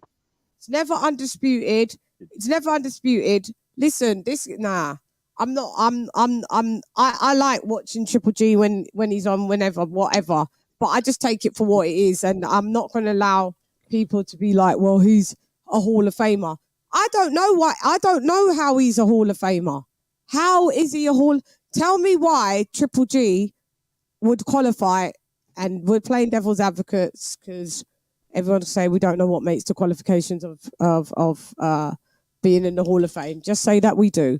Would Triple G be in you guys' Hall of Fame? He'll probably get in he got a lot of title defenses, but I don't think all of them is actual. I think they was including the regular titles. So he do have a lot of titles. Yeah, but he do have a lot of defenses. Let's put it this way: he won't be the greatest Hall of Famer. I don't put him in the category of a Monsoon, Carlos Monzon, or Triple No, G, yeah. not Triple G, Hagler, or those type of middleweights. They He's weren't not in the disputed and they top settled 10. the fence after. Yeah, Yeah, yeah. yeah. He's not in the top 10 Hall of Fames. That's for sure, for sure. But he's been the most dominant I know. middleweight That's of this time. Yeah. That's So sad. I do have to say that. Ask Kenny. Ken, do you think because I know you're really high on Triple G. I don't think Triple G's really got a great resume, Ken. Does he make, what do you think about that? And does he make Hall of Fame, in your opinion? Not first ballot, maybe. Look, at that time he thought what was in front of him. You know, the level of fighters that time when he was dominating, and not the high, not levels of other eras. You know, and that's the thing. He on the way. You know, you may say people like, you know, was it Gil? You know, the Australian. You may not say that he's not high level, but at the time he was a champion. Yeah. There's a champion. You know what I mean?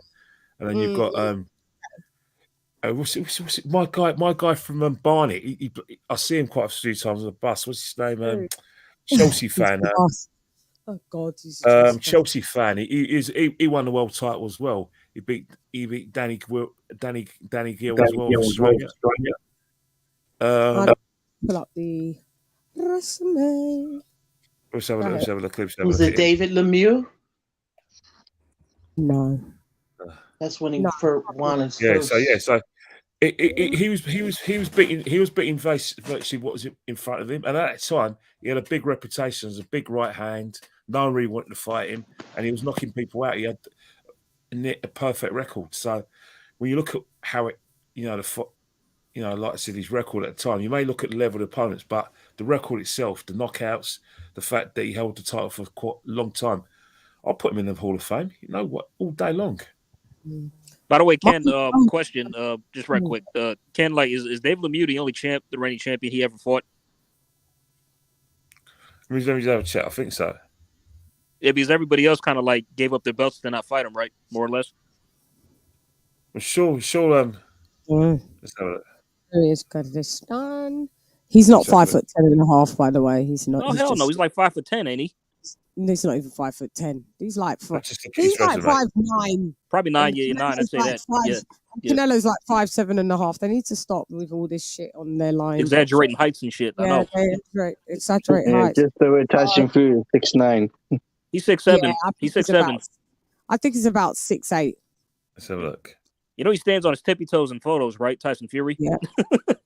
Sure does. He does. So He got that height boosters in his shoes. Yeah, the lifts. They're called lifts. Kelbrook.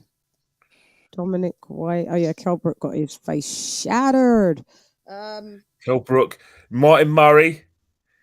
Oh yeah, he fought Martin Murray. Yeah, Martin Murray. You're right. AJ, it is David Lemieux. Lemieux. Yeah. IBF world champion. Lemieux's the only one who stepped up to fight him. Yeah, and he just I remember that was his best performance. Oh yeah, and he just got desecrated by Benavidez because he's on the slides. Yeah, okay. So this is the resume. Let's really have a peek. Does it really stand out to you? No. It's never stood out to me. Can I just clarify one thing, especially to Chan? Yeah, sorry, Lisa. I'm not a big Golovkin fan. Okay, I've never been a Golovkin fan. I'm just a Benavidez hater. That's all. You can call me a hater, but okay, you're a Benavidez hater, but not a Golovkin. But I mean, listen. It's still the laws of physics and age. Yeah. You just can't defy that.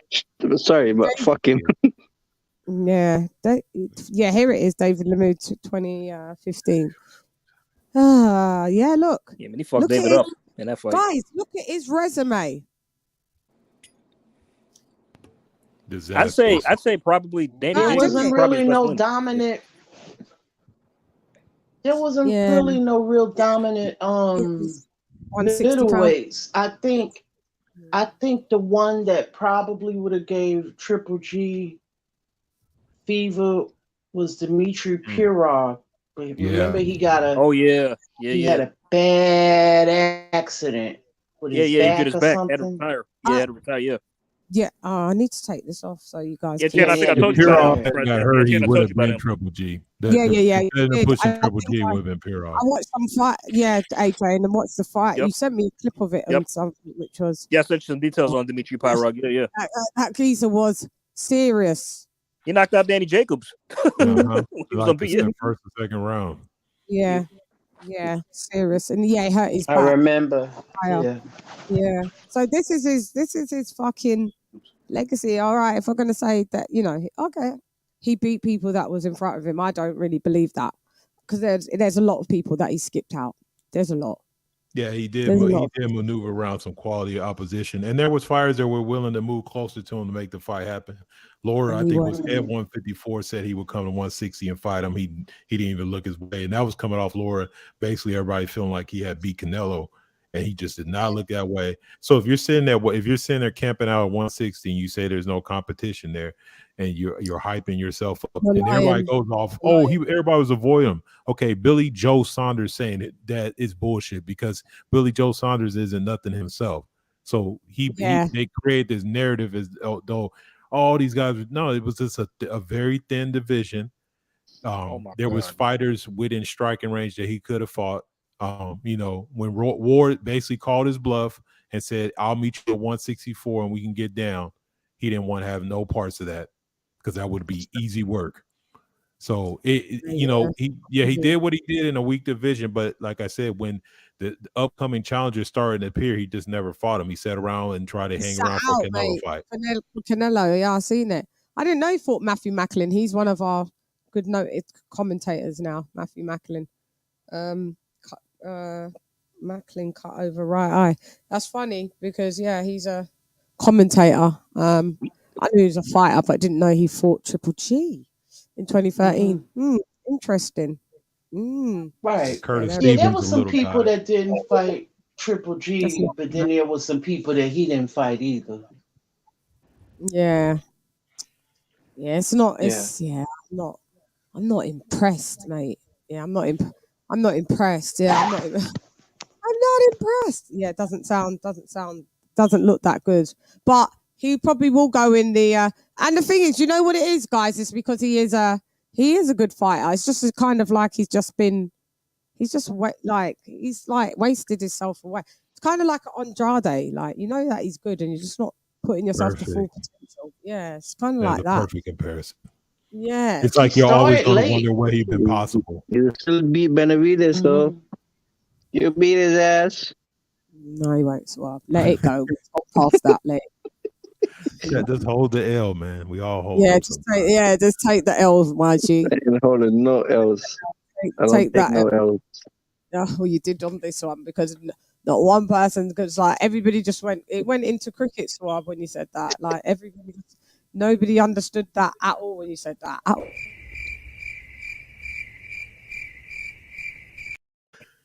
Everybody internet started buffering when you were talking. Everyone, yeah.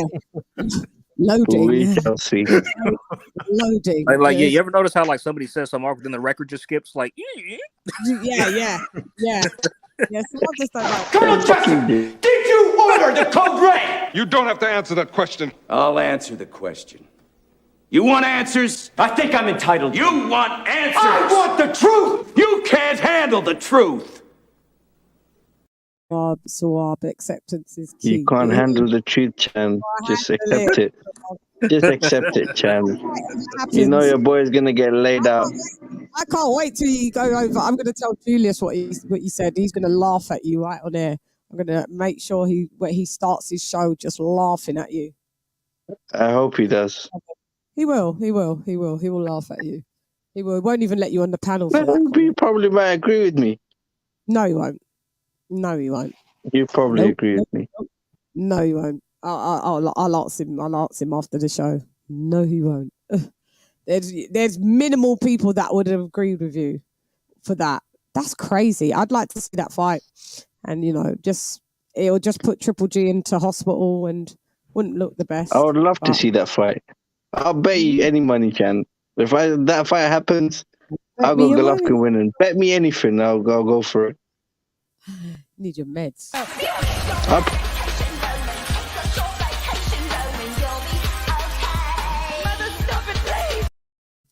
Yeah, where's your medication, Swab?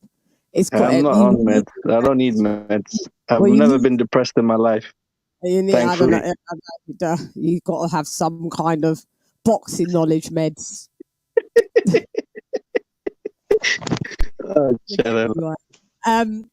Okay, so moving along swiftly. Is there anything else that any of you guys would want to say about this card and anybody else, any other fighter on this card? I loved it. Say that. I said I loved it, but I'm kidding. So.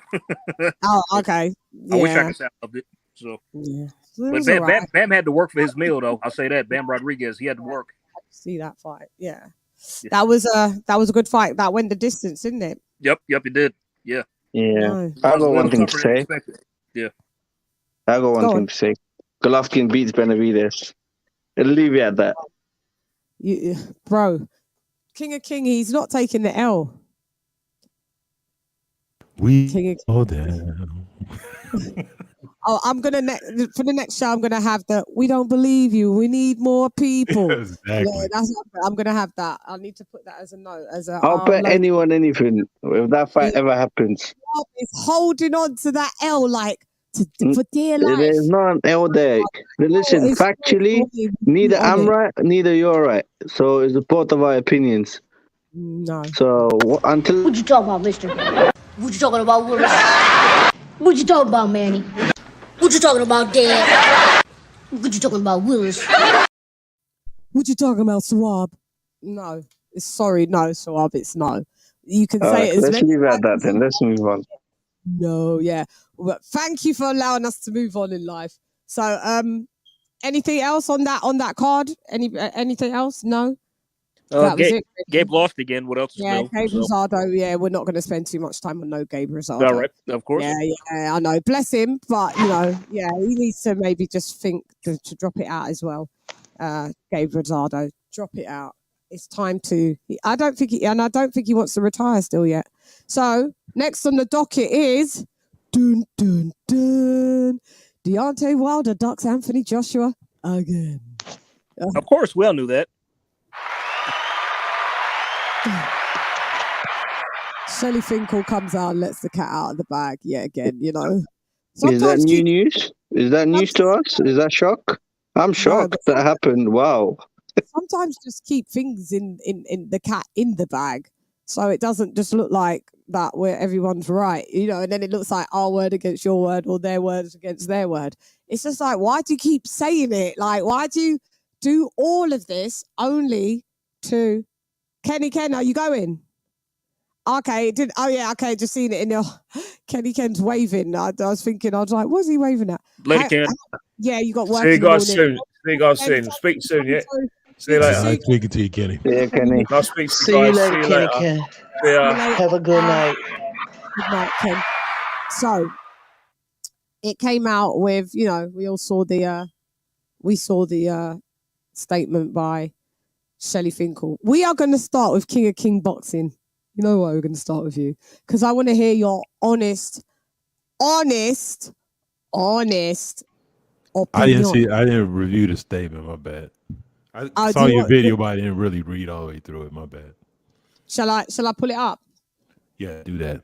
Appreciate it. All right, let's pull it up. So we just got it. Mail.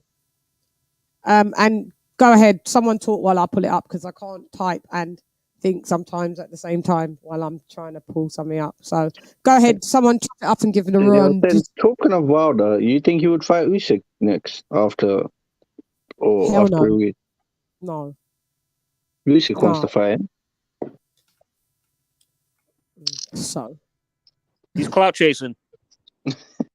Usyk is clout chasing. Yeah, I mean, he beat Joshua in his last fight, so he's clout chasing the winner of that fight, obviously. Because we all know what the plan is. He's going to fight Andrew Ruiz if he beats Hellenius. Is Usyk cloud chasing or obviously because Usyk called him out? I couldn't believe that. That shocked me. But I believe Usyk is actually serious. If he says he wants to fight, I believe him because I believe Usyk, but I yeah, don't. but not Wilder. Yeah. No, I don't believe. So Usyk's not cloud chasing. No, I believe him. No, Usyk's not known to be like that, so I can't say. Okay, so I've got it. It's made the news everywhere, by the way.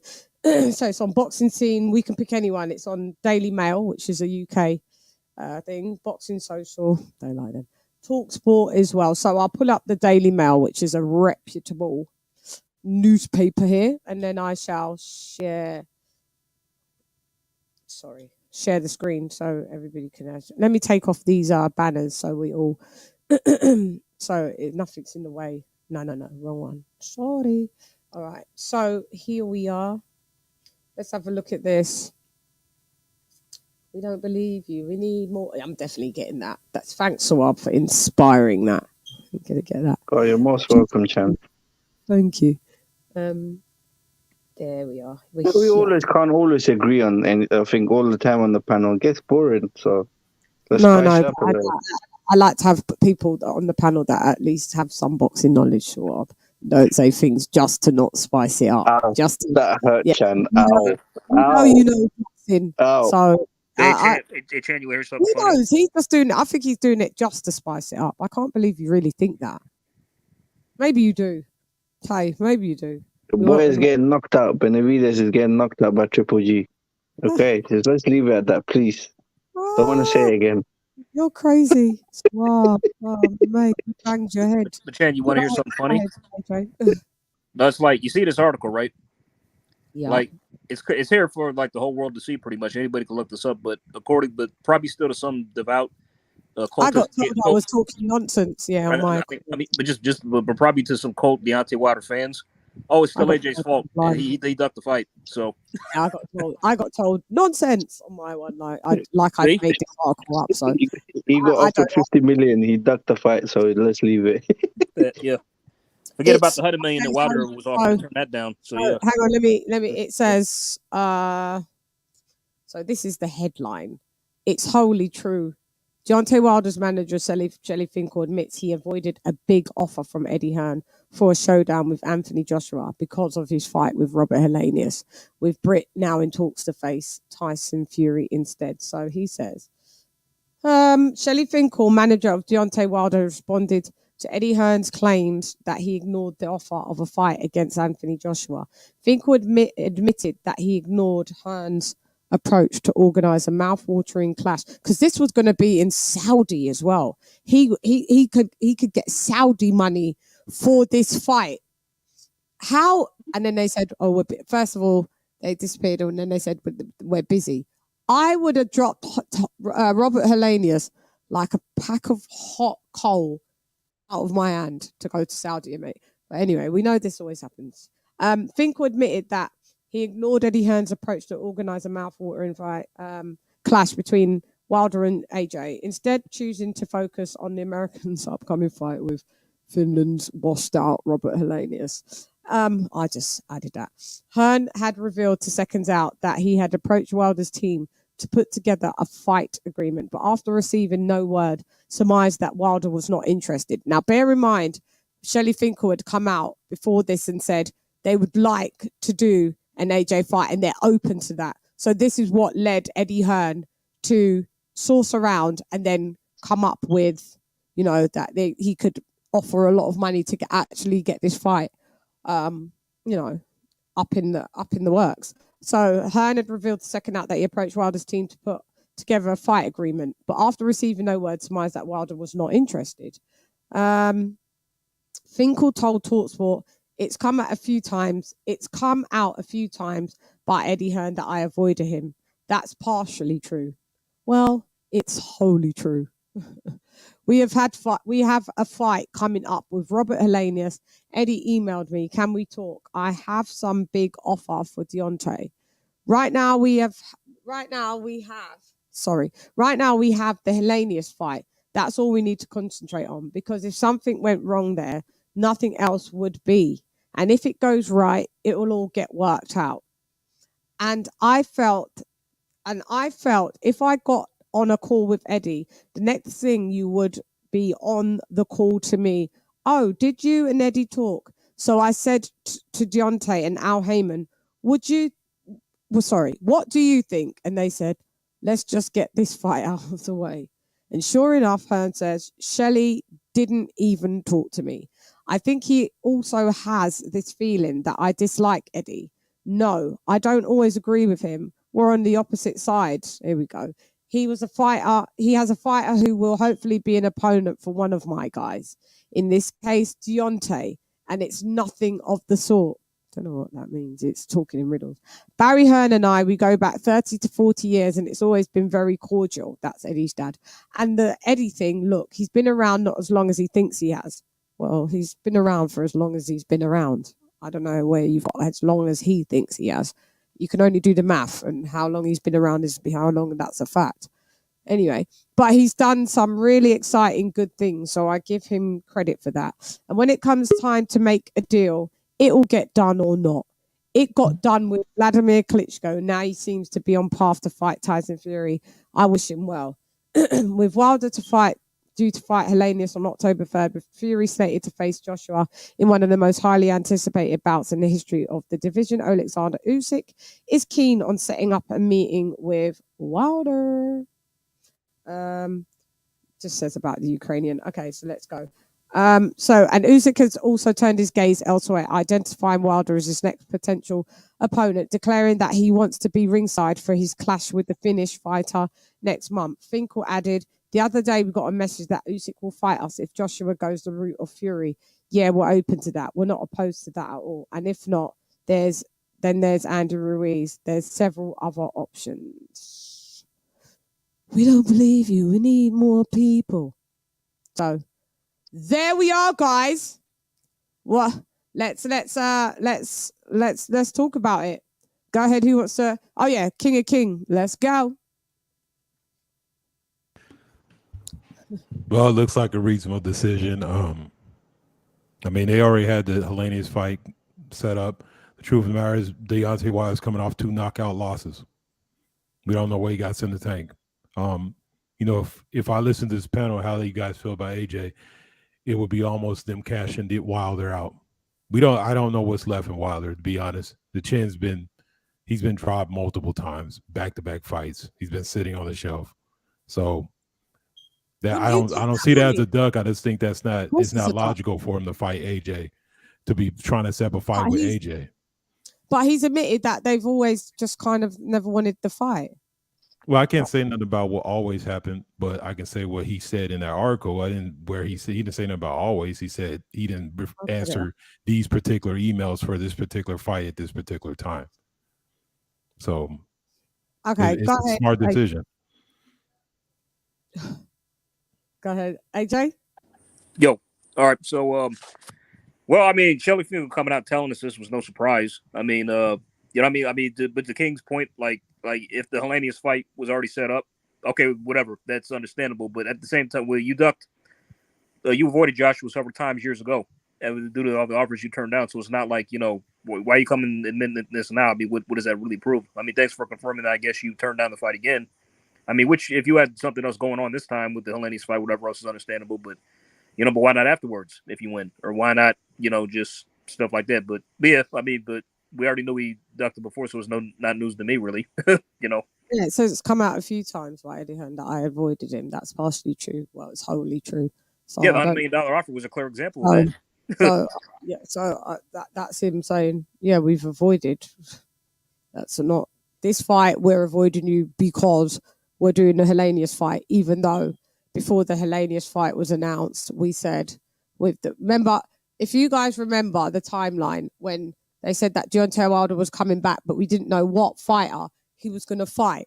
And then Shelley Finkel came out and said they would always be, and this was before Anthony Joshua fought Usyk for the second time. They'd be open for, that fight with AJ and things because they both have no belts.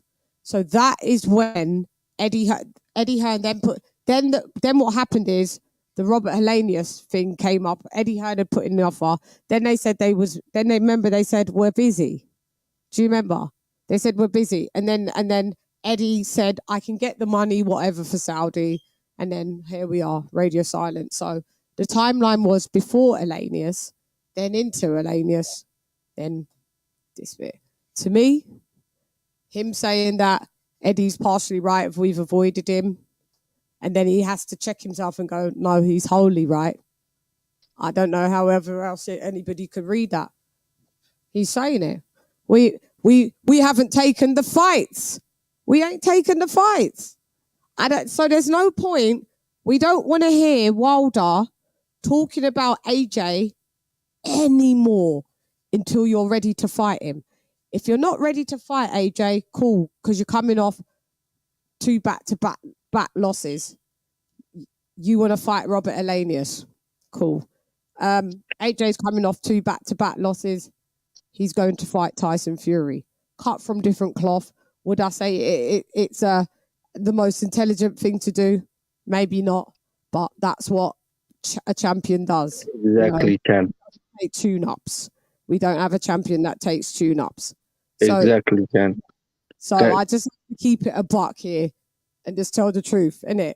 Swab, you chime in. This is exactly what I was gonna say. You just took the words out of my mouth. Deontay Wilder is not half of the man what Anthony Joshua is, bro. Let's keep it at that. Him coming losing to the number one, I think, in my opinion, maybe number 1 or number 2, but in my opinion, he's number 1 in the heavyweight division at this moment. He lost to him twice, and he's willing to come back on a short notice, bro. Short notice. How many weeks? Literally, like 2 months. 2 months notice, and he's gonna fight again. The number 2 to some number 1 best heavyweight. Come on, whether it's a stupid decision or not, you got to respect. He has the guts. He has the balls to do it. Yep. Yeah. He shouldn't. Yeah. In my opinion, he shouldn't have done it, but he's doing it. They just shows what type of man he is. Straight away. What you think? Eddie Hearn just go and throwing offers out without him telling Anthony Joshua? Probably Anthony Joshua. He knows he wants that fight with Deontay Wilder. And this is what is true to Anthony Joshua is the boss, but even Shelley Finkel, it's like, you know, like the hypocrisy when you get Wilder saying that Anthony Joshua is a protected fighter, but yet all that happens is that it looks like that Shelley Finkel and Al Heyman are the real bosses of Deontay Wilder, because, you know, if Wilder really wants to do a fight, the fight gets done. A slave master. That's what he calls him.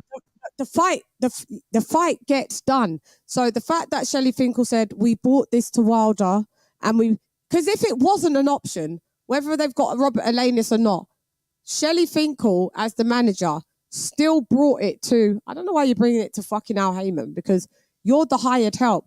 He said he's brought it to Al Heyman and he brought it to Deontay Wilder, and they both said, no, we'll just do the Robert Elanius thing. That's weak. That's weak. I don't know where I went. Sorry. You better not lose to Elanius. That's all I got to say. It's weak. If when they wanted to do the Fury fight, nobody had to ask anybody's permission. Fury wanted, because that Fury fight happened because Wilder thought Fury's sitting on that couch. He's had a couple tune-ups. Look at him. He's come from being 400 pounds. He's washed. See how quick that fight was made? With a rematch clause in it. But this Joshua one, everyone wants to harp onto the 50 million that never existed. Okay? I just want people to start admitting, like, Deontay Wilder, for whatever reason, I don't know what it is, wants no parts of Anthony Joshua. And it's not the other way around. He never did. And he's never had. And the evidence is right. And this is why I say, I don't know why Shelley Finkel does this. He should have just said nothing, because it would have been, you know, our word against us. And then Deontay Wilder comes out and says, AJ offered me more money. But, you know, I'm down with, I can't, as much as I've tried to want to root for Deontay Wilder, the reason why I can't is because I just don't think, the only thing I give Deontay Wilder is that he's got hella heart, right? he will battle till his heart is not beating anymore. Is that a smart thing or thingy? But it's a thing, right? So I give him that, right? But you see his integrity level. It's bad. He has no integrity. He puts on a facade pretending to be the bronze bomber because his fan base have made him have this alter ego that he had even the gall to come to the UK and slag off on UK TV that Joshua's a coward, Joshua's a liar, Joshua's this, Joshua doesn't want the fight, Joshua's a duck. And I mean, he came everywhere and they gave him broadcast minutes for him to do that. Only for him to later on come out, you know, Eddie Hearn's a slave master, Eddie Hearn's a liar. Only for him to come out and say, after all of that, because he was so fueled by rage because Tyson Fury was going to duck him for the third fight. And yes, Tyson Fury was going to duck him. Yeah. He was so enraged that the enragement overtook his logic and let the cat out of the bag that he had to type on Twitter. Yeah, for real. You know, Anthony Joshua did offer me more money and I didn't take it because I said I was going to fight you and I'm a man of my word. Do you see that type of geezer I can't rock with? And then it looks like his fan base forgets all of this, yeah, because he disappears, yeah, and then he comes back, and instead of just coming back and then like everybody saying like, yeah, you know, Wilder's back, cool, he's going to do a tune-up, you know, you come back and you're on your thing. The first thing the geezer does, you're coming back fighting Elanius, but you're talking about Joshua. They've been doing it. Go and look at interviews. If you got, like, when you look at the next interviews, right, that Joshua's good, have even the last few, you're not seeing Anthony Joshua when he was going to fight Usyk. You're not seeing Anthony Joshua talk about Wilder. Like, he doesn't need to. For one, he ain't fighting him. For two, it's levels to this thing. The cash cow, the wolf doesn't need to acknowledge the sheep, I'm afraid. And that's just the bottom line of it. So now he doesn't give himself any favors. You go to all your pro LDBC channels and talk a load of shit and talking about people are protected fighters. And that is the hypocrisy to the highest degree. Why don't you just shut your mouth, train, and win? Why can't you do that, Deontay Wilder? So while Shani's on the block, you'll get ragged on from dusk till fucking dawn and dawn back till dusk with facts, stats, and data. Shut up, do your tune-up fight, realize that you're not cut from the same cloth as some people and just keep pushing. Leave everybody else alone. Give everybody a chance to even want to like you. Because right now, it's very minimal. I ain't rooting for you. I don't care who you fight. I don't mind if you win. I don't mind if you lose. All I want you to do is shut up. Mic drop. Mic drop. Fuck. Sorry, that was... Don't be sorry to drop the mic on him, Chan. That's it. You said what had to be said. Yeah, round of applause. Nothing wrong was said there. That's it. Anybody else? You better win your tune-up fight. That's all I gotta say. Yeah, I'm saying you better win that tune-up fight. You better beat Helenius. That's all I gotta say. Because if you don't, whoo. Look, even if Anthony Joshua comes back with fighting Tyson Fury, in my opinion, he wins that fight. But if he doesn't, he's still a fucking cash cow. People are still gonna watch him. But better, no matter 3 back-to-back losses, no problem. I personally don't think Anthony Joshua should have A-side, no matter what. He shouldn't have given, because Tyson Fury needs him. Deontay Wilder needs him. He don't need no one. Facts. And that's the truth. Facts. Usyk got his pay. He got his retirement money. Now Tyson Fury's time, and then Wilder's time. But I don't, you know what I mean? Your time will come. He's the A side. We're not bum licks here or anything. We're just talking facts. Yeah, thank you, Sawab. It's not about being fanboys or fangirls or being arse lickers. We're just talking the facts. Like, people want to say that Wilder brought back the heavyweight division. I mean, he was there 5 years before Anthony Joshua. He didn't even unify a belt. Anthony Joshua came in, cleaned up Tyson Fury's mess, fucking unified, right?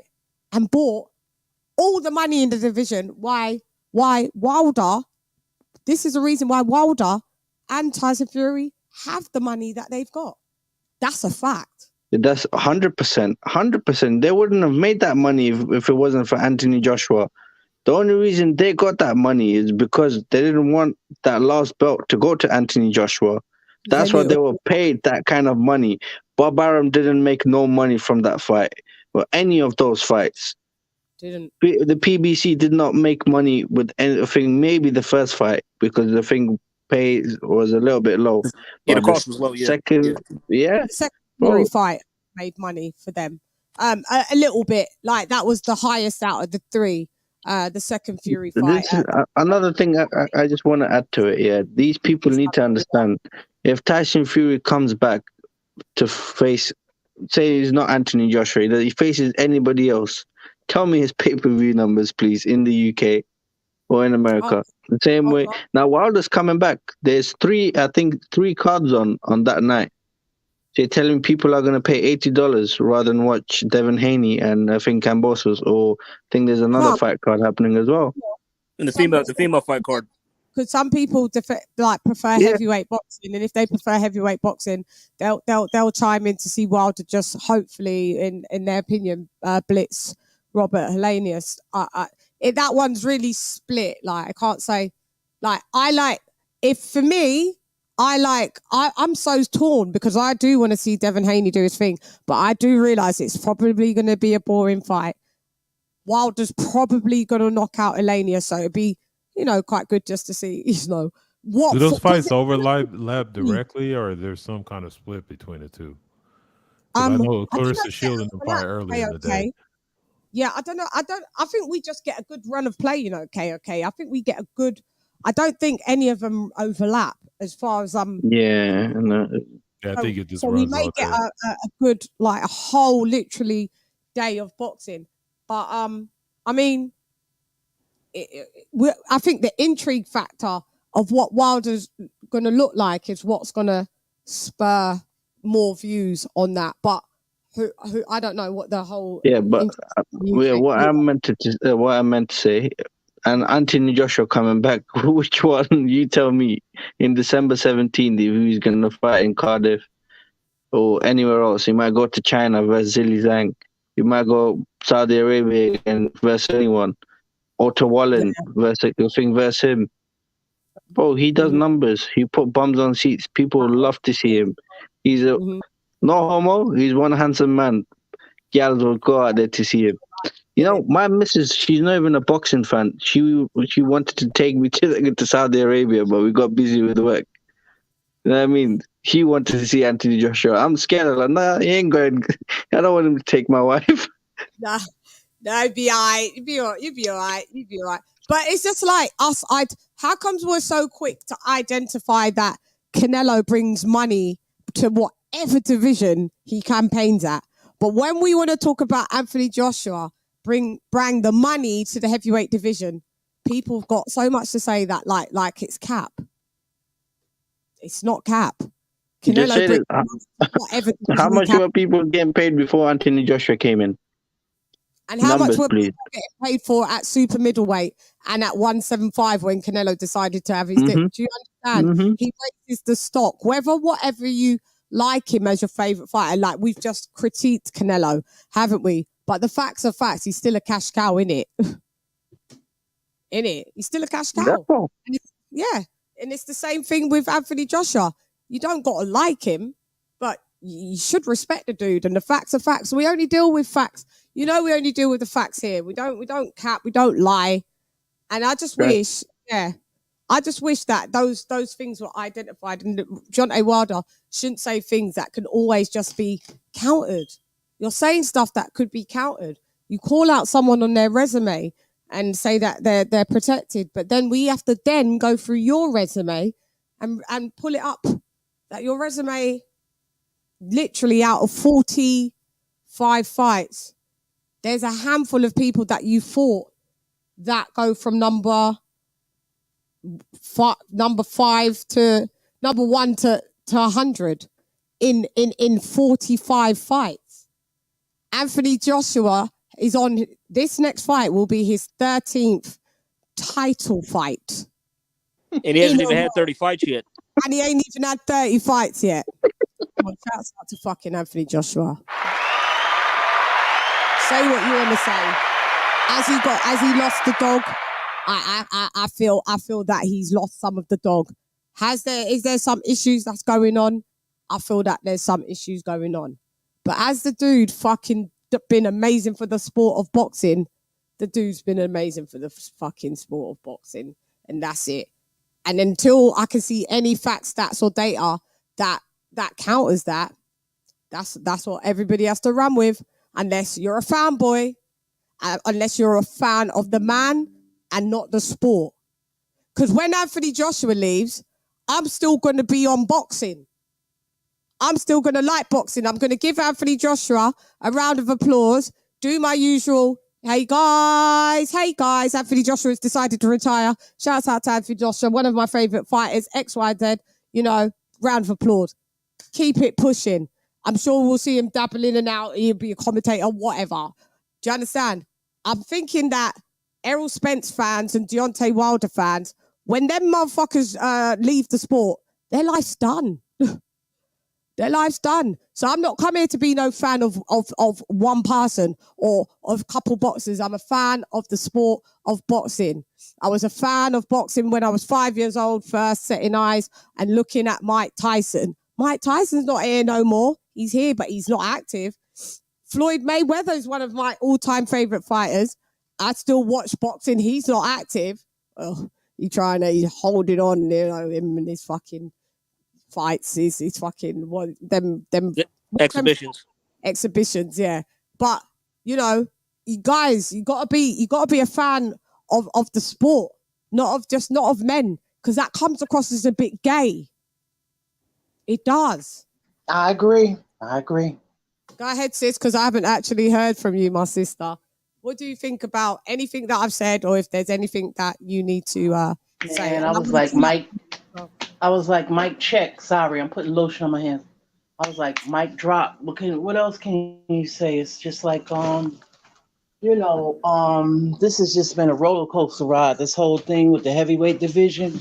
I just want to see, as a fan, I want to see them all mix it up in the best fight, the best. And I was looking, forward to seeing it undisputed, and then now this happens. It's just like, come on.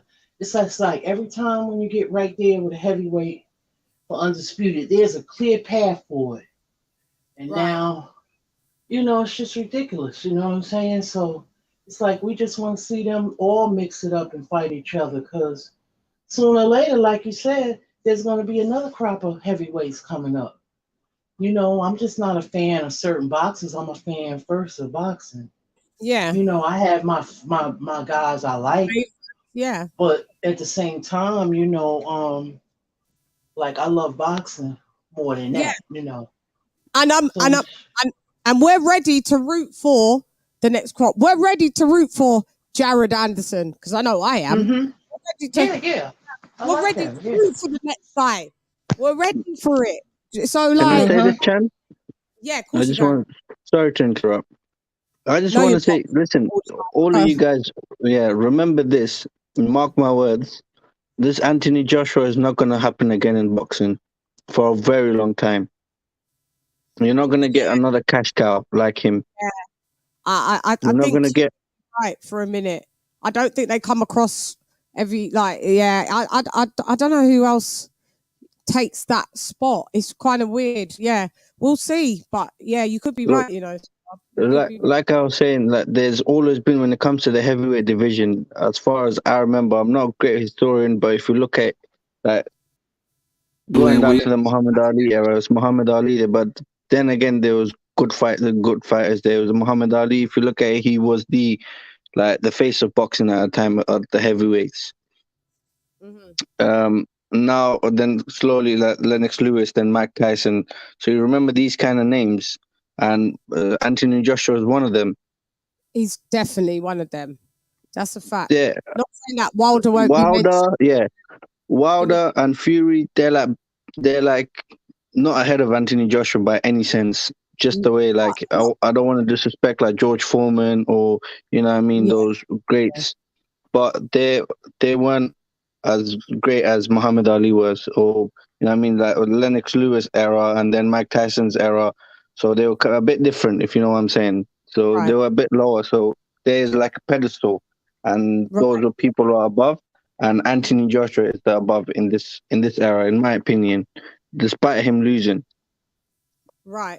Because what's always going to be able to be a part of these guys' legacy, Fury and Wilder's, what they don't realize is all the lies they told. It's going to be forever mentioned. All the controversy that they span.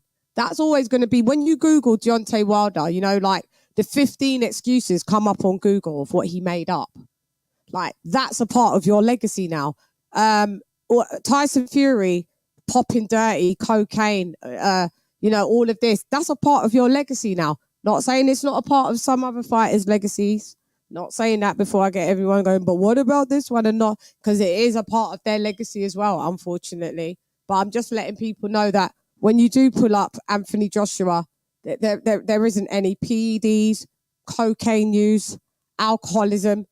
It shows you about his life before boxing, and once he transitioned into boxing, there's been nothing but a clean record, which he puts himself on the clean boxing program, voluntary, not just for 16 weeks run up. He's on it all year round, which he pays for out of his own money. Not many other fighters do that. And then you still see people say, oh, but he's juicing. Oh, but he's this. It's crazy. There's no proof of that. But yeah, just letting people know. There was something that I wanted to show you guys this as well. This is shouts out to, I think this is Fight Hype. And I'm going to play it in little bits of increments because I do not own the rights to this, you know. So, I'll always be getting flagged. It's just things like this. This was, I think, about 3 years ago, guys. And just Fight Hub. Shouts out to Fight Hub. I like Fight Hub. They're usually good. So and then I will double mute as well so I don't echo, because you know I always echo. So bear in mind I will.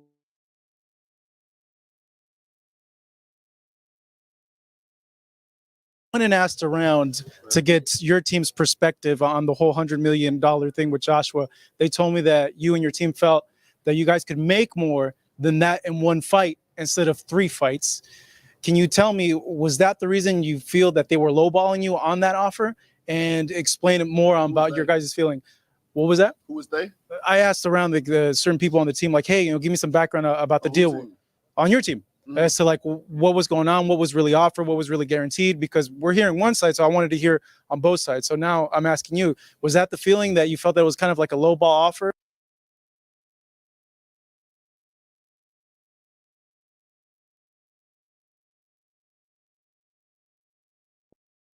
So I have to talk in between. So this is going to be Deontay Wilder's response to this. As you can hear him, he already sounds immediately agitated.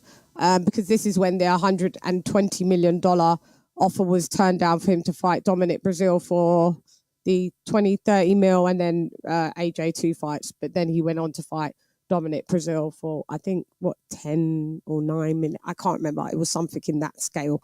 So he immediately is asking who's they irked. Like, do you understand? What team? So this is his response now, because he states that his team, I can make 100 million in one fight. So basically, why would I need to take the Joshua fight, the Joshua offer, when I can make 100 million off of one fight? So to this day, you've not made 100 million in one fight. to this day, your net worth or your gross isn't 100 million. So this was 3 years ago. So let's have a look. Okay. Oh, where did that go? Can you guys hear me? Yep. Yeah, we can hear you. We can hear you. Yep. Cool. Because I don't understand where. So can you see the Deontay Wilder on the big screen? Okay, because that's quite weird how this goes. Okay. Let me just put this down. Fuck it. Let's go here. For 3 fights when you guys felt that you can make a little bit more? You know the magnitude of the fight. You know, You think like in one fight you can make 100 million on the fight? you know, like I said, the heavyweight division is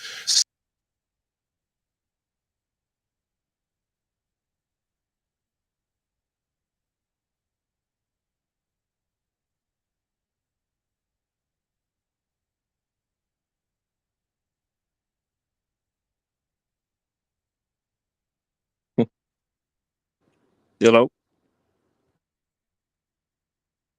I was just saying we could hear echo. So if when you play in the video, just mute yourself, Chan. Yeah, you can play the video now.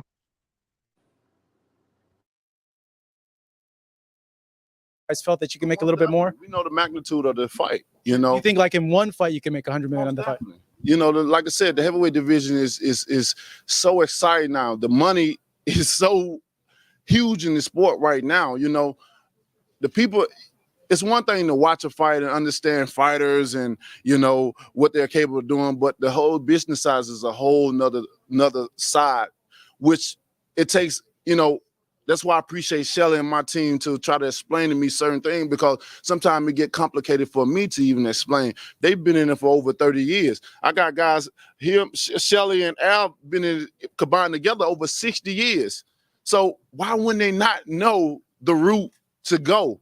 You know, they know what it takes. They done had all the champions before to and got them to what they have became. You know, whether they still got it right now or not, that's up to them. That's their business.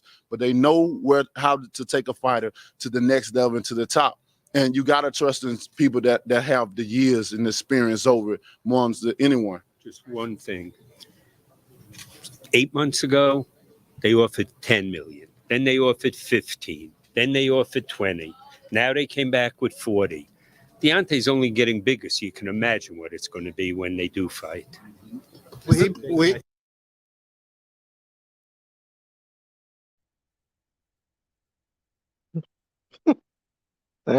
Oh God. The heavyweight division is getting big. No, It's business. Yeah. So you see how flustered he was, right? Because he didn't really know what he was talking about. So you saw the flustering of the stuttering that he was doing. And then he basically says that I'm not really my own boss. They are. So they explain to me what's up. And because I don't sometimes know what it is myself. So then you've admitted that. And then you've got Shelley Finkel coming in, yet again, acknowledging that, you know, he's offered 10 million, 12 million, 15 million. So you pretty much admitted that you turned down the fight multiple times. More or less. I mean, the Chad, what's funny is like also. Shouts out to someone that sent me that. Respect to you. It's like honestly, like you said, he was flustered, right? Like I think he wasn't flustered. He was also flustered, but I think he was trying to remember. He was lying. But I think the Wild was trying to remember the script that that Shelley and Al told him to read. Yeah, he was lying. He didn't know what was going on. He knew. Oh, there's so much money in the division. Yes, because Anthony Joshua bought you the money in the division, my G. Yes. See, Chad, me and you think so much alike. I was just about to say this. Where do you think this fucking money's coming from? Alabama Slammer waste, man. No, King of King is from Alabama, so we can't disrespect. Yeah, man, watch that. I said waste, man. That's all I said. I didn't mean anything. Apologies if I said. Yeah, you can't put people's postcode or. That's a same bullshit we complain about when people say, "Oh, you fucking you get." I mean, come on, man. If he's a Sorry, dumb person, I apologize. I apologize. I didn't mean it that way. Just just came out. It's all good, homie. Yeah. So, yeah. So as we can see, that's where we've got. So I just thought I had to play that just to put the little icing on the cake and the cherry on top. I usually take the cherries off the cake and throw them away. By the way, you Chan, if I was there, like if he said like the whole first time it was 10, then I'd have been like, oh, so you pretty much admitted you turned down the fight multiple times. The next shot of me would have been me getting thrown out the window. Yeah, it's his handlers that's doing it. Yeah, he's got. They're bad for it. But I can't just blame the handlers because when he wanted to make the Tyson Fury fight, the fight was made. He was the boss then.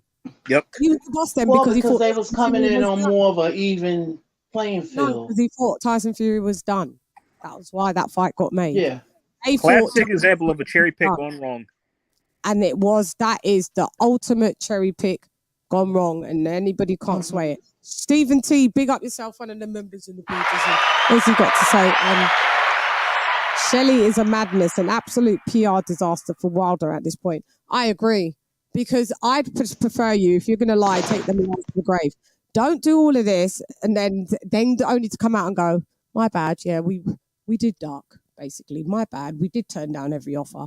My bad, Eddie did try to get a hold of us. My bad. Do you understand it? Just it is a PR disaster. Just get a PR team to answer those questions. Hey, the truth thing about Shelly, man, just looking at him even in that damn video, he's the new age version. He's the representation of what boxing promoters are. They don't really give a shit about fighters. They just fucking whoever move on to the next money bag. You know, yeah, I don't like moved from Vladimir, and then you know he kind of was relegated to I don't know. I never even heard of Shelly until I heard of Deontay Wilder. Oh yeah, he come from the music business. Yeah, he's like a lot of these guys that seem to slide, but they I guess they understand the longevity. They ain't no fucking NFL owner that's a fan of any players. He knows like shit. As soon as your contract's up and you ain't effective, where's the next one? So he really don't have no loyalty, and it's sad that people don't understand that. Yeah, so Deontay Wilder should get rid of him. Don't need that geezer. He won't though. You don't need him taking 25% of your money. You don't need him. He does Wilder no favors. No favors. At least Al Heyman, you don't even hear a word from him. So he keeps the mouth shut. The first time I hated Shelly Finkel was when he came out. And instead of just saying, I have an interest in Vladimir Klitschko and Wilder, I'm not going to match them up, which would be the honest thing. He says, oh, Wilder's he's fucking just been a trying to recover baby. from that shit forever. Yeah, and now this is what I'm saying. These are tag words that are continuously attached to the fighter that you're supposed to care about and look after. It's just, Stephen T, you said that perfectly. He is a PR nightmare for Deontay Wilder. Nightmare. I'll tell you, get this dude up out of here calling people Sambos. What? Yeah, but why acknowledge them? Why are you giving him highlight? Why are you highlighting? I didn't even see him. If I don't address it, don't address what I keep telling you guys this. If I don't address it, you're addressing it. So you're giving him the shine that he wants. You lot have all got a wrench. Why address it instead of just clicking him out? Now you've just gave him the shine that he wants. I haven't even seen it, sis. Stop highlighting these types of people. Just continue with the conversation, because now the conversation has now been stopped for someone like that. And you think about if you click on him, his comments there for a second, none of us even notice it's there. And nobody hears it. Now everybody's heard it. So. Exactly. Sis, stop. I keep saying to you that. Stop doing that. Okay, fine. Just click him out. You've got a wrench. Click him out. Get rid of him. I have to leave the panel to do that. Oh, okay. Well, then, shoot me over a thingy. Yeah, in the private chat. I'll look out for you. Yeah, in the private chat. Yeah, to one of us. We just get rid of him. Because, you get losers. This is what they like to do. Disrupt shows. Don't acknowledge them.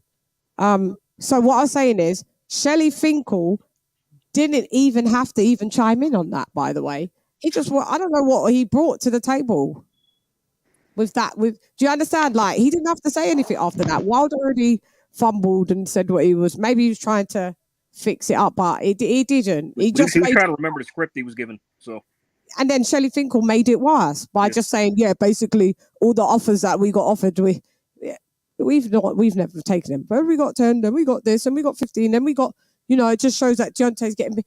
Now, Wilder, when have you got 100 million in one fight? You said you'll be able to get that. You haven't got that to this day.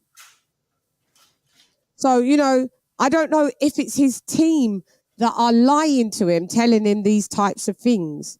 Yes, he just puts him in the whole 10-foot. I don't know if it's Wilder that thinks these things or if it's your team, if it's his team telling him these things. Team sabotaging him. It's like, to me, like even because a lot of people bring up the 50 million. I know y'all it's fake, but I think whatever at some point I advise them money's there, go ahead and shout out to Joshua and see what goes on from there. But like I said, Shelley Finkel, I don't understand. Like, dude, like it's kind of this why I tell y'all, like, I stopped blaming boxers. Like, if you guys notice, I'll say somebody's not skilled or they'll lose a fight. But if you guys notice, I don't talk shit about boxers on the business side, because I know at the end of the day, it's these fucking suits running around fucking up boxing, and they've been doing it forever. And it's just like, that's why, to be honest, you guys, when they talk about Wilder bringing back heavyweight division, they're talking about America, because the majority of really skilled athletes do not get into boxing because it's so fucking corrupt. It's like, why even do it? You got so many other options where you can make millions of dollars. You don't have to worry about your head getting cracked in and some little, and everyone lying. Yeah, some little rat like one of these. It's always these little rat looking dudes. Have you noticed that? And Stephen Espinosa's rat, that one rat, Bob Arum rat. They all look like rats. That are the ones, because they are. It's true.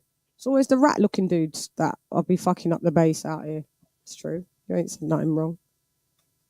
I don't know. I don't know if those are the best people. We questioning everybody's teams. We've questioned AJ's team, team trainers, whatever. We're questioning Wilder's team because I'm just seeing a load of hiccups. And they seem to be coming from Shelley Finkel yet again. Just keep your mouth shut. Like, just if there's business, just talk about the business to Eddie Hearn. Just say whatever. Eddie, do you know what? We're not looking to do this fight. Don't come out on, because remember, he came out on record, we want this, we wouldn't mind now talking about a fight. Then Eddie Hearn then goes, all right, let's talk about a fight. And then you go silent. And then Eddie Hearn's in the media going, they've gone silent. And then he comes out going, well, Eddie was right. Why can't you just say in private, thanks for reaching out. We don't really want to fight at this time, but, we're going to concentrate on X, Y, Z. And then, we'll see where this lands. And then the report back will be, Eddie, can just say, yeah, I spoke to Team Wilder. At the minute, we're just on hold with what they're going to do moving forward because they've got this or that. And then it's all pretty much respectful. And then it just moves on. But then you got this guy that comes out and does his own report, does his own interview or whatever, Shelley Finkel, and has to say, well, Eddie was right, yeah, because basically we've never really wanted fights. And then I don't get how that's someone on your team. Deontay Wilder, you may need to move him along. Anyone agree with me or disagree? I mean, yeah, I agree, but what's fucking funny about bullshit boxing is you probably have some kind of fucking contract. You know how boxing is with that bullshit. So, I mean, we seen it with Andre. Like, it's just like, it's not doing well. There might be some markers that make it so you can't dissolve it, and it's just really stupid. That's like, dude, shut up. Like, I don't like. Even if that happened, why would you say anything? This is what I'm saying. Just say nothing. I don't get why they're saying stuff. Why? I don't understand. Like I said, these dudes, it's like, if you guys think about it, we spend more time talking about promoters, and these motherfuckers aren't even promoters. It's not even like they promote the fights. Like, you can say what you want about Don King, but he was excited, went to the fights, enjoyed the fights. He loved boxing. He did what you're supposed to do with boxing.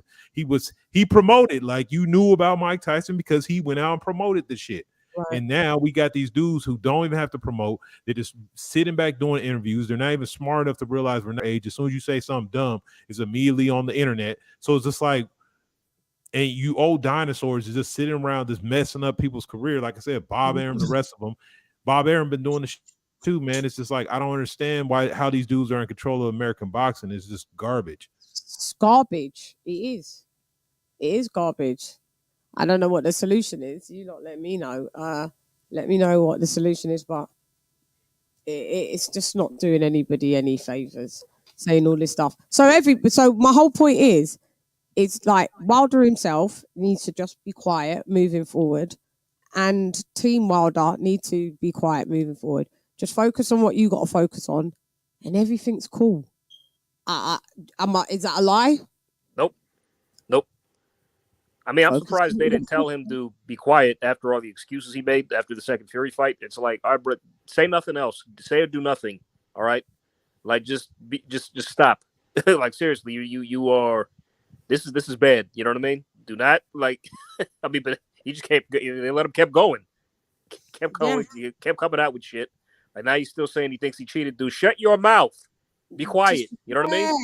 Yeah, that's it. Someone needs to just say, shut your mouth. Even with, be quiet. You're still doubling. Shut the fuck up. The cheating thing. Like, we can't prove it. It ain't been proven. Let's just let sleeping dogs lie. Let it go, for God's sake. Let it go. We're onto a new chapter of your boxing career, the twilight of your career. I mean, he said he's only going to be 3 years. I don't know, because he said he wants to fight till he's 40. People forget Wilder's 37. Do you know what I mean? He's an old geezer now in the sport. So just do yourself favors and be quiet and just take whatever fights that you want to take and whatever fights you've been taking. Because at this point, people just, I think fighters, they just ruin what their legacy could be. Do you know what I mean? Yeah, Don King was a robber, but you could say the good things about Don King. Like you said, he cared about the fight. He made the good fights. Yeah, he robbed people along the way. I don't. Hey, people could say what they want, but I'm sorry. Like people bring up Don King robbing people. Well, a lot of them say that about Dana White right now. Listen to the fighters, how they get treated over there at the UFC. Yeah, but you get the robbed. Fights. So yeah, they get robbed. Yeah, that's I saw Ngannou talking about the other day. He's like, man, the fighters don't even got no. I've seen one of their biggest stars talking about making 10,000 in the fight, like trying to get the knockout, the bonus for the knockout, so he could just pay his team. So I mean, we say shit about Don King, but we still have dudes like that. And like I said, people that covet the UFC, you say they all fight each other. Well, guess what? He runs that thing the same way. Yeah. So yeah, if you're gonna say that about Dana White, he has to keep same energy for Don King, mate. Yeah, that's true. That's true. Don King, if he did the robberies, but he made the damn fights. You guys love all the UFC shit. You say that about Francis Ngannou's very vocal about Dana White robbing them, but you get the fights though. So all I'm about is keeping the same energy. Yeah. Shouts out to Don King and his robberies, but shouts out to him for making the good fights. Yeah. Oh, that's that. Those were the topics on the docket. I don't know if any of you guys wanna bring up. Suab dipped out. So I've got told off, So the only thing is, we just don't want to make it specific to people's where they come from, because you wouldn't like it if someone said that about your town or country or something. So we just like to keep things on that respect level, that respect within disrespect, because I feel like there's disrespect that gets dished over to us, and and we're not allowed to rebut. But just keep the respect within the disrespect. Yeah. No troll zone in the building. There's something else that I do want to cover, actually, is Conor Benn and what's his name? Chris Eubank. Doesn't look like, guys, that Chris Eubank is taking this shit serious. I know it was his birthday. He's had a birthday cake stuff. Yeah. 60%. Oh God. Is he to get on Conor Benn? Shouts out to Shelton Moore because Shelton thinks Conor's going to get his ass kicked. If you've seen Conor Benn working out and then you see Chris Eubank Jr., it doesn't even look like. Do you guys think he's just pretending? He could be. He could be. I think he's still training, but he's training and he's preparing and he's trolling at the same time. But Conor, on the other hand, it's like we could actually get a competitive fight on the night. We really could. Yeah. I Yeah, can't. Connor's the one that can't come in slouching. I mean, he's the one that's undersized coming in this Yeah. situation, so he got to be serious.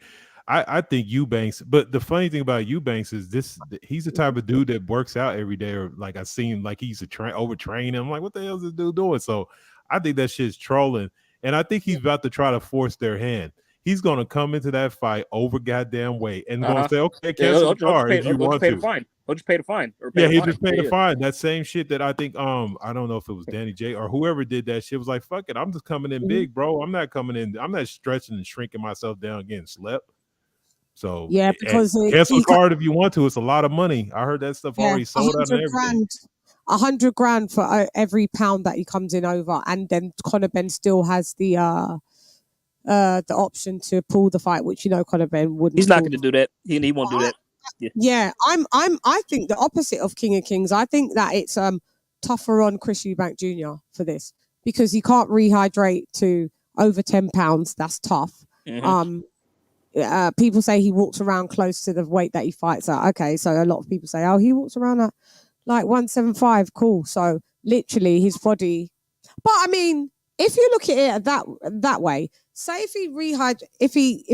he does walk around at 175, I don't believe that. I believe that he walks around a little heavier than that, like in the 180s. That's my opinion. But there's him on record saying that he does walk around at like 175. So he should know himself better than obviously I do. So therefore, so he has to weigh in at 157, and he's not allowed to come in over after rehydration. He's not allowed to come in over 167.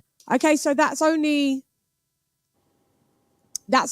Yeah, maybe that sounds like that's only, but that's a few pounds up to what you usually walk around at. So 167. Yeah, 8 pounds. Yeah, you're 8 pounds shy of your walking around weight. I mean, is it that bad? I don't know because I don't box. So yeah, I couldn't tell you, man. I'm sure it's probably going to be tough. I mean, if there's no, the limit is you can't rehydrate past 10 pounds. It'll be tough. Yeah. Love you too, Shelly Shell. So he can get up to 167. Yeah, he can go up to 167. So I had seen an article where Eubanks was talking about, because when he was talking about trying to fight Brooks, and he was like, man, Brooks walks around like 180. This dude's bigger than me. So I mean, he might be only about 175. He might be capping out at that. So if it, I mean, like say if you so if you get 100,000 pounds per weight, like shoot, come in at 170, you say fuck it, okay. Here's 300 grand. I'm about to go out here and put some work in instead of trying to kill yourself. I think that stuff is trolling. Him doing. I don't think he wants to let off 300 grand. I think he needs the money, man. That's why he's even doing this fight. I don't think he got 300 grand just to be like, yeah. Seems like he's doing fine though. I mean, the way he's living. Seems like he's doing all right. He's probably a bit of a trust fund kid as well. Yeah, he's a spoiled kid to me. He probably he to me he could have been so much more. It's just like, but I guess if you don't have that element of desire, it doesn't matter how what your natural skills are. It's just like there's so much more he could have done. First step of him that fighting, was it Triple G? Yeah, him that fighting him, that just diverted his whole career at that point. It just was just ridiculous after that. So this is what I'm saying, and I don't think he's wants to let off too much money of like, oh, let me just come in overweight and let off 300 grand, because if you think of it, he's 33. He's not at the beginning of his career, whereas Conor Benn, Conor Benn's going to end up making millions over the next decade. He's got a lot more. Yeah, given the fact he doesn't lose, so. Yeah, given the fact that if he doesn't lose and if he fights some really good fights, but his trajectory looks better than what Chris Eubank's trajectory. Chris Eubank had a great trajectory, like what people thought he was going to do. He's another underachiever and a disappointment, in my opinion, in the sport of boxing.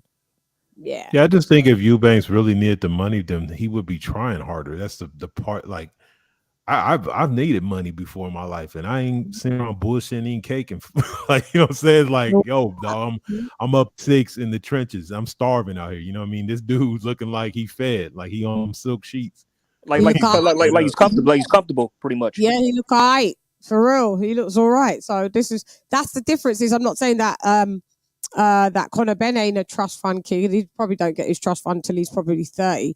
But you can see he's into the sport. He's dedicated. I can see his drive and determination. Like, yeah, you can see some it. guys want to get under that boot and don't want to be looked at as, oh, you're just a rich kid, you're just a trust fund. Like, he's like, yo, screw that, I can't fight. So he got that drive in him.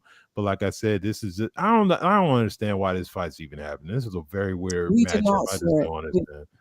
I'm telling you, KOK, we didn't answer this fight. But the only reason I'm going to check it out is it's literally a fantasy fight come to life, really. Yeah, and it's just because that this will never be replicated for the time being, you know. Yeah, won't be done again. It's very. I mean, and plus the intrigue is like, could Conor actually win? Say that. Could he actually pull it off and win? You know what I mean? Yeah. So. And it's just a bit of a difference that, you know, their dads were in the same weight class as middleweights, but these two are two different weight classes, two different ages. Because Conor's not he's not even a big welterweight at 147. No, but I think, do you know what? A lot of people say Conor Benn isn't a big welterweight, but he said it's a task for him to make 147. You know. I mean, just his physical dimensions. He's not the tallest, or like most guys are. But he's not. He doesn't find it that easy to. When you see him not fighting, even though he's always training, Conor Benn, maybe he walks around like the top 160s. Top 160s, probably like 168, 167. Okay. Because he said, I have to cut a lot of weight. He said he does. And when you see him, like, obviously maybe you lot don't have that much exposure to him when he's not fighting, because obviously you guys are in the US. He walks around quite in shape, but definitely a lot more poundage than when you see him. Now that I can see the difference when I look at him at 147, I see the face bit not sunken, but you can tell that, that's not really natural for him to really be 147. You know how you used to sometimes see Spence back in the day when you saw him at 147 and you're like, damn. Then he ballooned to like 190, all that. Yeah. And you knew that 47 wasn't really for him. That's sometimes what I see with Conor Benn. So I think that's why I was saying to KOK that him being able to come up to 157 the max. I don't know. I think Conor Benn will come in at like, this is what I think he'll do. I think Conor Benn will come in at probably like, I want to say like 154, but then he'll just rehydrate to like the same as what Chris Eubanks will be at like 167. But by the time he rehydrates, that's what I think he'll do. Because do you think it's because I think it's going to be, it may be hard for him to be at fully 157. Yeah. Okay, so it sounds like I'm listening. Sounds like he's more of a 140 pounder, maybe naturally. I fought at 140 before, maybe in the did he, guys? Yeah, he did. Could be. Yeah. Well, I saw another little clip of Eubank Jr. I think it was his birthday. He was eating cake. So I'm like, come on, like, oh God. But I think he's doing that just to my game trolling. He better be doing that to ruffle. I mean, should we expect him not to celebrate his birthday with a bit of cake? No, that's fair. Yeah. And the cake was little. The piece was little. It wasn't even that big. But remember the clip that I did post on my shorts of him doing the fondue? You know that the Yep, that too. Yep. Also the bucket of chicken, the bucket of chicken at the cave side thing as well. Yeah. I just think I don't like the weight thing. I prefer but it's gonna be like bragging points for the past rival with the dads, because that was a real rivalry, so I do know that.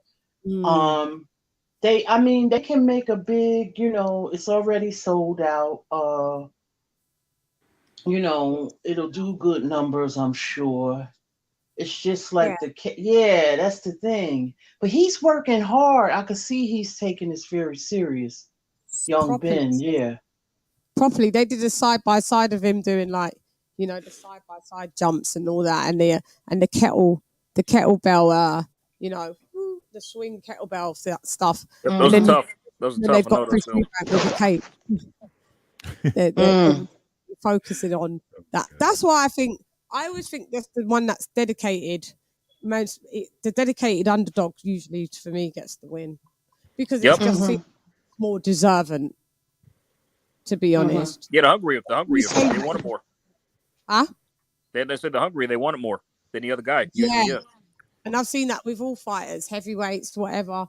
My favorite heavyweights and not so favorite any boxers. I've seen like, yeah, you're like, yeah, even if it ain't your favorite fighter, that's to come through, and you're like, yeah, man, I saw what you put yourself through the fire. Like I saw what you was doing to be able to come in that tip-top condition for this fight. You deserve to absolutely win. Yeah. Oh, right. yeah. So Yeah. yeah. So Yeah, but you know, Conor Benn being on the shorter side, that's the thing about it. Was like 5'8". I mean, yeah. That's why there's also I'm saying that like the prospects of moving up too far like is dismal. Like 154, I'm sorry, like those dudes are big, man. They're not like I mean, he won't. I don't think he's gonna ever be a career 154 pounder. He may do like what Floyd did. You know, go up to 154 and just do a little bit. He may do so once he gets older. He may do that. Yeah, he may. But I just think he will. I think you may see him tap in at 154, but I don't think he'll ever stay there. I think he's pretty much. I think he's pretty much maybe a career 147 pounder. Maybe after he's 30, maybe something like that. He might go up there. Maybe, yeah. It's a weight cut. It's quite a weight cut for him to do 147. So I don't know which one it is. If he could really do well at 140, I don't know. I don't know if he can naturally still do well at 140. I think 140. If 147's hard for him to make, I don't know if you can make 140. But then being what AJ said, maybe when he's in his 30s, you may see him stretch out a bit, and then he may not in height, but I mean, you know, he may just tap in at the 154. Floyd did it, and he wasn't. You know, Floyd wasn't a natural 154 pounder. No, so. he wasn't even a natural. He wasn't even a natural welterweight. Like a 140 pounder, 135, Yeah, he was a 130 or 135, 140. That's what. Yeah. So I think he was best at like 130, 135, 142. But Floyd was taller. Floyd's taller than him though. Floyd was like 5'9". Floyd is 5'9". No, Floyd, he's short. Ain't he like 5'6", 7"? No, he's taller than Canelo, bro. Yeah, he's taller than Canelo. Is he? Yes. Yeah. He is. AJ, he's taller than Canelo. Canelo's only 5'7". Says that he's 5'9". Canelo's 5'7".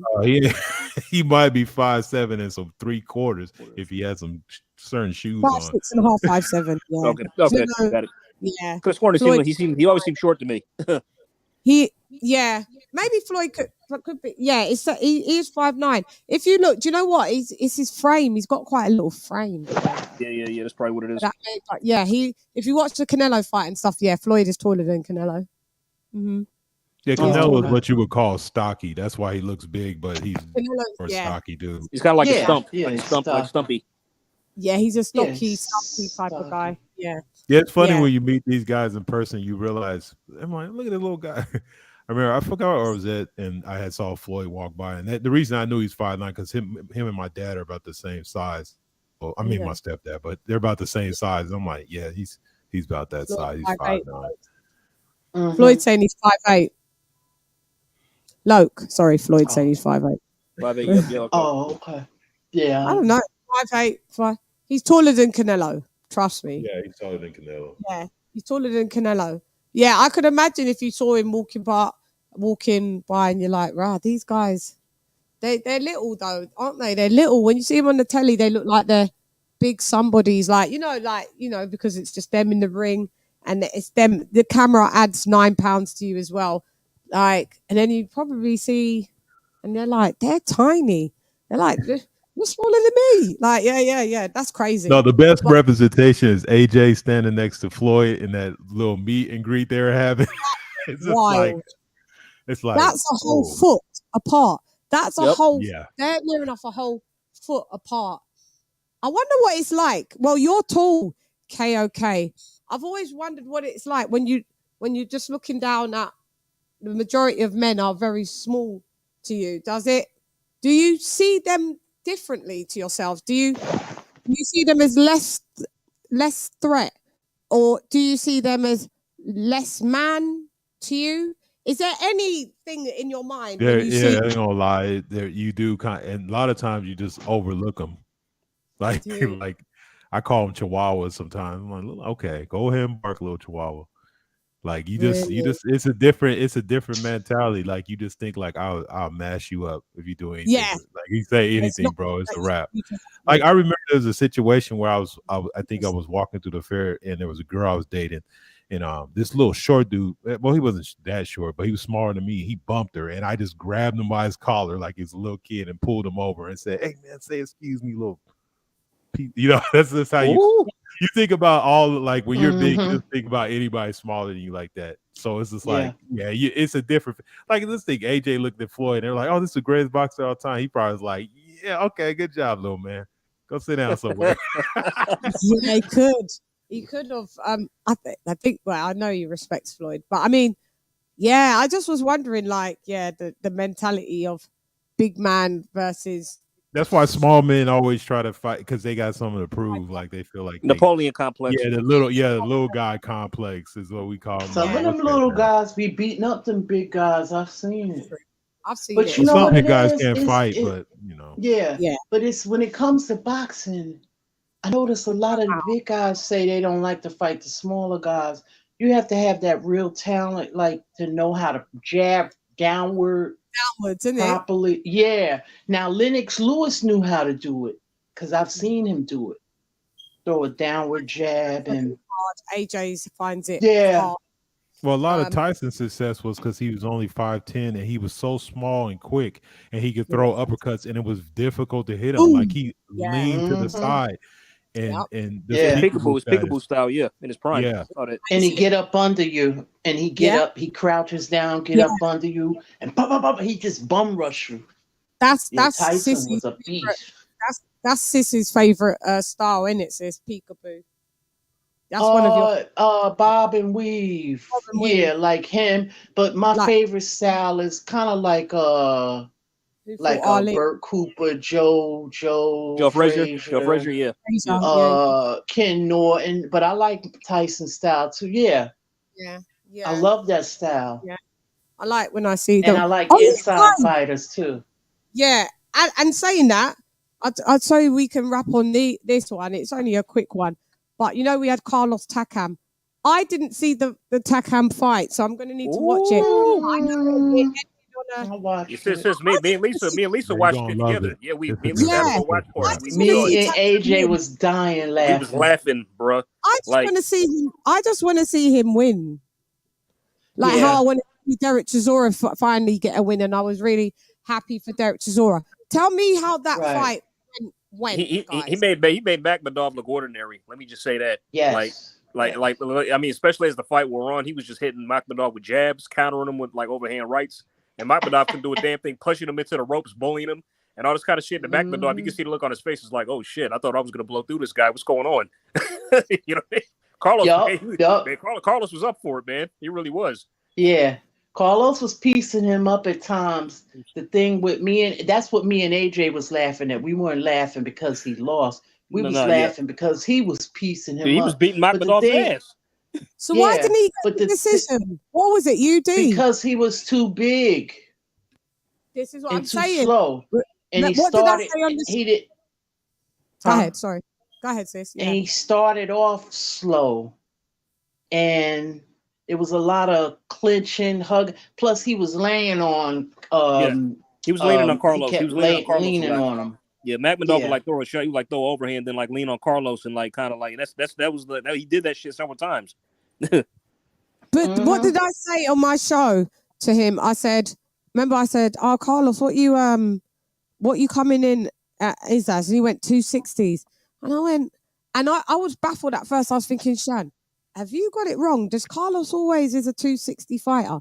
And then remember, I was like, nah, I swear you're like 240. You're in your 240s. And then he was even like, really? And then I pulled up his own fucking box rec, and I was like, look, here you're 244. Here you're 247. Here, do you know what I'm saying? So I don't know. And this is what I heard. Beats, shouts out to Beats, boxing beats and rhymes. Because he even said it. He said Carlos had no business coming in at 260 in the 260s. I'm not sure why. If it's because Makhmudov is a very big lad. He's 6'5". Yep. Maybe I think you could have. Carlos carries power no matter what in the 240s. He could have stayed in the 240s and had more agility and still carried the power. So he lost unanimously. Yeah, lost the UD. They weren't Yeah. going to give him the decision anyway, no matter what happened. No. He knocked Carlos down. He dropped Carlos. He dropped him twice. Yeah. The first round, like in the first 10 to 15 seconds, he put him down. He like took a knee. Then like Carlos got into it. He survived. Got into the groove. Then like I think the 7th round, Carlos was like really piecing him up, man. He was schooling him, going to work. Then Carlos he threw a left hook, overextended over the ropes, and Makhmudov caught him with a right to the side of his face and dropped him. And it was just another flash knockdown, but it was still a knockdown nonetheless. So yeah. I know, and I saw Carlos. I saw highlights. And I know Carlos looked a bit like, oh, fucking hell. Like, he's got that pride. He's got that pride. I've been knocked down. Like, I just want to see it. Because Carlos keeps himself in tremendous shape, right? Tremendous shape. Man. For someone that's, how old is Carlos? 42 or 43, guys? 41. Oh, he's younger than I think he's turning 42 this year soon, but he was 41 when the fight happened, though. So okay.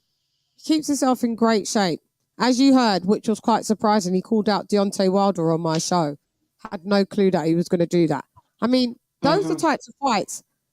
Not saying he'd win them, but I appreciate the warriorship of him because they're still, because at this point, you can count him out of world title contention. We already know this. He's not good enough to be a world title holder, hence that he hasn't been, right? But he's a good kind of gauge that will put you through the ringer. He's a good gatekeeper. Yeah. Yeah, he's a good gatekeeper. And the reason why I always say, and I say this from shouting, where I say he's not a gatekeeper because he's never been on the other side of the gate. He's never been a world champ where you could but he's kind of like just below a gatekeeper where he's a good gauge. He's a good gaugeometer. And I think I would like to see Anthony Joshua fought Takam on like 10 days notice. Yeah, he was still high in the rank. He was like number 3 in the rankings at the time. Then he was top 10 in the rankings. It would be good to see Takam and Deontay Wilder. It would be good to see Takam, even a Takam and fucking Tyson Fury. Like, there's fights that Takam could do. Like, if people could pick Takam, champions could pick Takam as their voluntary. A lot of people wouldn't because he's tough work. And even we saw him with the Joe Joyce. I had Takam way up. So I just would like to see in some fights, I'd like to see a fight. What would be a fight where you could see Takam like winning? Takam would batter Adam Kawanaki. Yeah, I believe so. Yeah, I think he would. He would batter Adam Kawanaki. You may want to see Takam with the Nordic Nightmare as well. That's a fight. Robert Lanius, maybe. Yeah, him too. That's a good one. Yeah. Takam with he's already fought. He already fought. No, he hasn't fought Dillian White, has he? No, they never fought. That would be a good fight. That'd be interesting. There's loads of fights for Takam, but I don't understand why. They don't really want it with him. He always says it. He says, "LadyChann, no one wants to fight me." Like he always says it. Like because Takam at this point he's fighting only once a year, right? Is it once a year, kind of like? He's this is his second fight. When did he fight Joyce? Was that this year or last year? Joyce this year, didn't he? That was this year, wasn't it? Earlier. Yeah, in the year. Yeah. So he's got 2 fights in, and you know what? I think really he could. The way he trains, he could put a 3rd fight in by December. He could. It's not like he got beat up too badly in that Makhmudov fight. So he got dropped, but not like he took a bad beating. Yeah. How was his response when the decision came in? I think he was disappointed, but some told me he knew. He probably knew he was going to get shafted. So yeah, he always says they robbed me. They robbed me. I know. I'll shout him over and text him and tell him, you know what? Don't worry, mon ami. There's going to be more days ahead, and more days, and there's going to be. He'll pull out a one Derek Chisora. He'll pull out a Gabe Rosado win. There'll be one, But you know what? I say even though he lost, his stock went up because he made Makmadov look like this dude. Average. He average exactly made him look basic. Like like what the hell? And it's like people. I'm like, what the hell did we just see, man? You know what I mean? he gave this Makmadov guy all sorts of issues. Well, he was ironing out fools before, dropping him around, knocking him out. He was blowing fools out. So Takam basically ended his knockout spree. He did. He went. He did. That's Hello, Carlos Takam. Yep. Still a win. Yeah. Man, he's a defensive heart for anybody, man. It like these I don't know where they find these big European dudes that are coming over and getting as soon as they get into a scrap, they can't do nothing. It's like one thing I noticed about Makmadov. Why aren't you jabbing? Nope. Like he did not throw almost like I don't even know if he threw like a single jab, a double jab, nothing. He's just throwing overhand rights, nothing off the jab at all. No jab off this guy to set up his other punches. Yeah, where's Makmadov from? He's Russian. He's Russian. Yeah. Oh, okay. Yeah. By the way, the Joe Joyce fight was last year. That was last July. Oh, it was last year. It was. So it's been a year. Yeah. So it's been a year. So over a year. So he's fighting once a year. That felt like that was the other day. Didn't it? Yeah, I know. Wow. Oh, shame on Frank Warren for keeping Joyce that inactive, man. It's crazy. I think because George Joyson, he's about to have his second fight since then. Yeah. I mean, he fought Christian Hammer earlier this year. Then he got another one coming up next. Yeah, Joseph Parker. That's this weekend, I think. Yeah. Yeah, he was. Yeah, that's this weekend. He's coming off an injury. Oh yeah, that's what we could do before we leave. So let's do because I don't think I'll do a prediction show, so I may as well get the predictions of that, and then I could chop it up. Because if I get it all in one show, then it doesn't mean I have to be here every single day. Like, just get everything in one. Because I am going to be here for the next 2 days. I'm here tomorrow.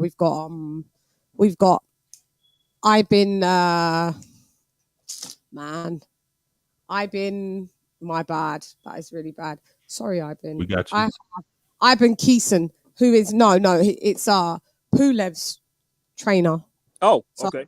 Kubrat Pulev. Okay. So we're going to talk to him. How about this Pulev Takam? How about that?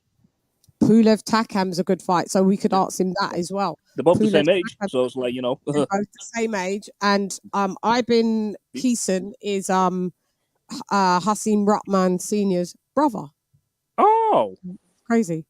Yeah, small. Oh, okay, cool. Wow. Yeah, small world. So we'll have him tomorrow, and then on Thursday.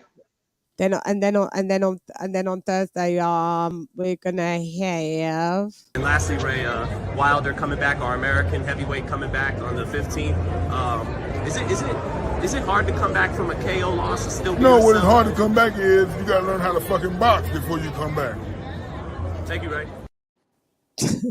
Ray just probably became one of my favorite heavyweights of all time with that. He really did. Like that's. It's how he turned his head like that. Oh God. To pushing. I can't wait for that interview, man. That's on Thursday. I fucking cannot fucking wait.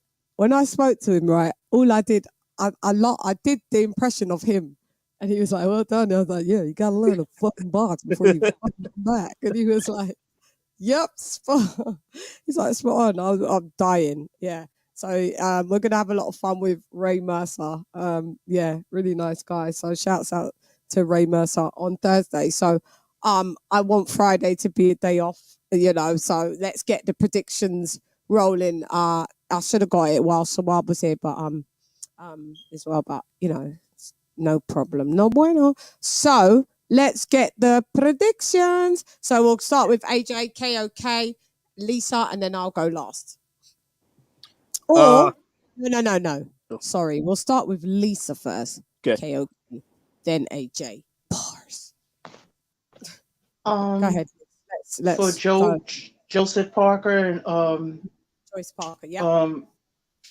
I have I would say Joe Joyce unanimous decision. Do you want to give us my pens just fucking piss me off. My pens just piss me off. Like I get new ones and they just still don't work. Do you want to give kind of like a reason why? Well, because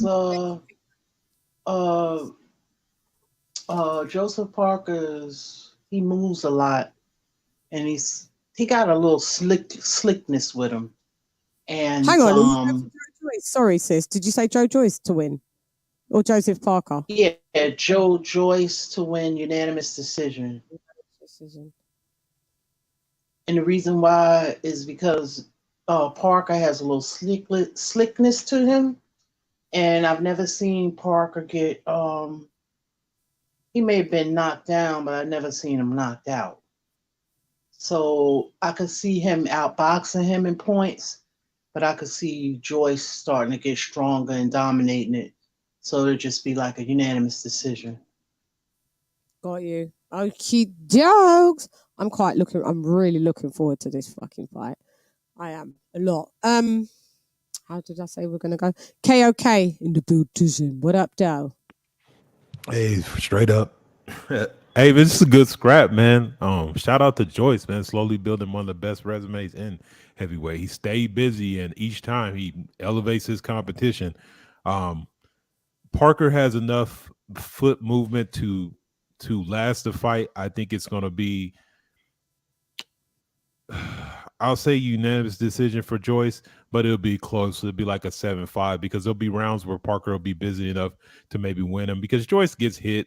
He is kind of a slow starter because by the nature of his fighting style, he needs time to warm up and wear you out. So, Parker can get maybe, like I said, the first 3-4 rounds, he can go 3-1 and get those rounds in the bank. And just his championship pedigree, he'll fight, hard in a couple rounds later in the fight. But Joyce is just too much. The jab is too long. He's going to be coming forward. His chin, he can't be hurt. Parker can't hurt him. So I don't see any kind of damage in that way. So like I said, he's just going to overwhelm him. But like I said, Parker's good enough to stay alive in the fight. He's not going to get stopped. So you're going to have it, Joe Joyce, UD. Okie dokes. AJLD in the building. Okay. I pretty much echo a lot of what Lisa pretty much said. I think that I'm going with Joyce on points because while Parker really hasn't shown anything as of late, he hasn't shown he has that extra driver dog in him to really put a stamp on it and win fights or to get guys out of there. And Joe's he's just gonna keep coming. I mean, he's we call him the juggernaut, right? He's the juggernaut. So and coupled with his chin, he's got a chin. So does Parker. I don't see Joyce. If actually Joyce does stop Parker, I'd be surprised because Parker took a flush Dylan White left hook and got dropped and got up like it was nothing. So I'm not saying he can't be knocked out, but it's just so I say safe to say after that this dude has got a chin. So I'm gonna go with Parker. Joyce by unanimous decision on points. Because I'm sure Frank's gonna probably not. He's gonna make sure Joyce gets the decision.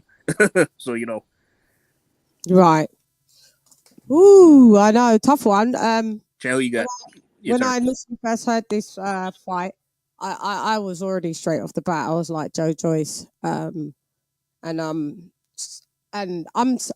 still Joe Joyce. I think, but I don't think it's going to be unanimous. I think it's going to be split. Because we haven't seen Joe Joyce not really go the distance. I'm not really he's only been a distance how many times in his whole career? Not many. And, twice or twice, yeah. And he's got such a great engine that he keeps on going. And he actually has 6 times the bone density of the average man.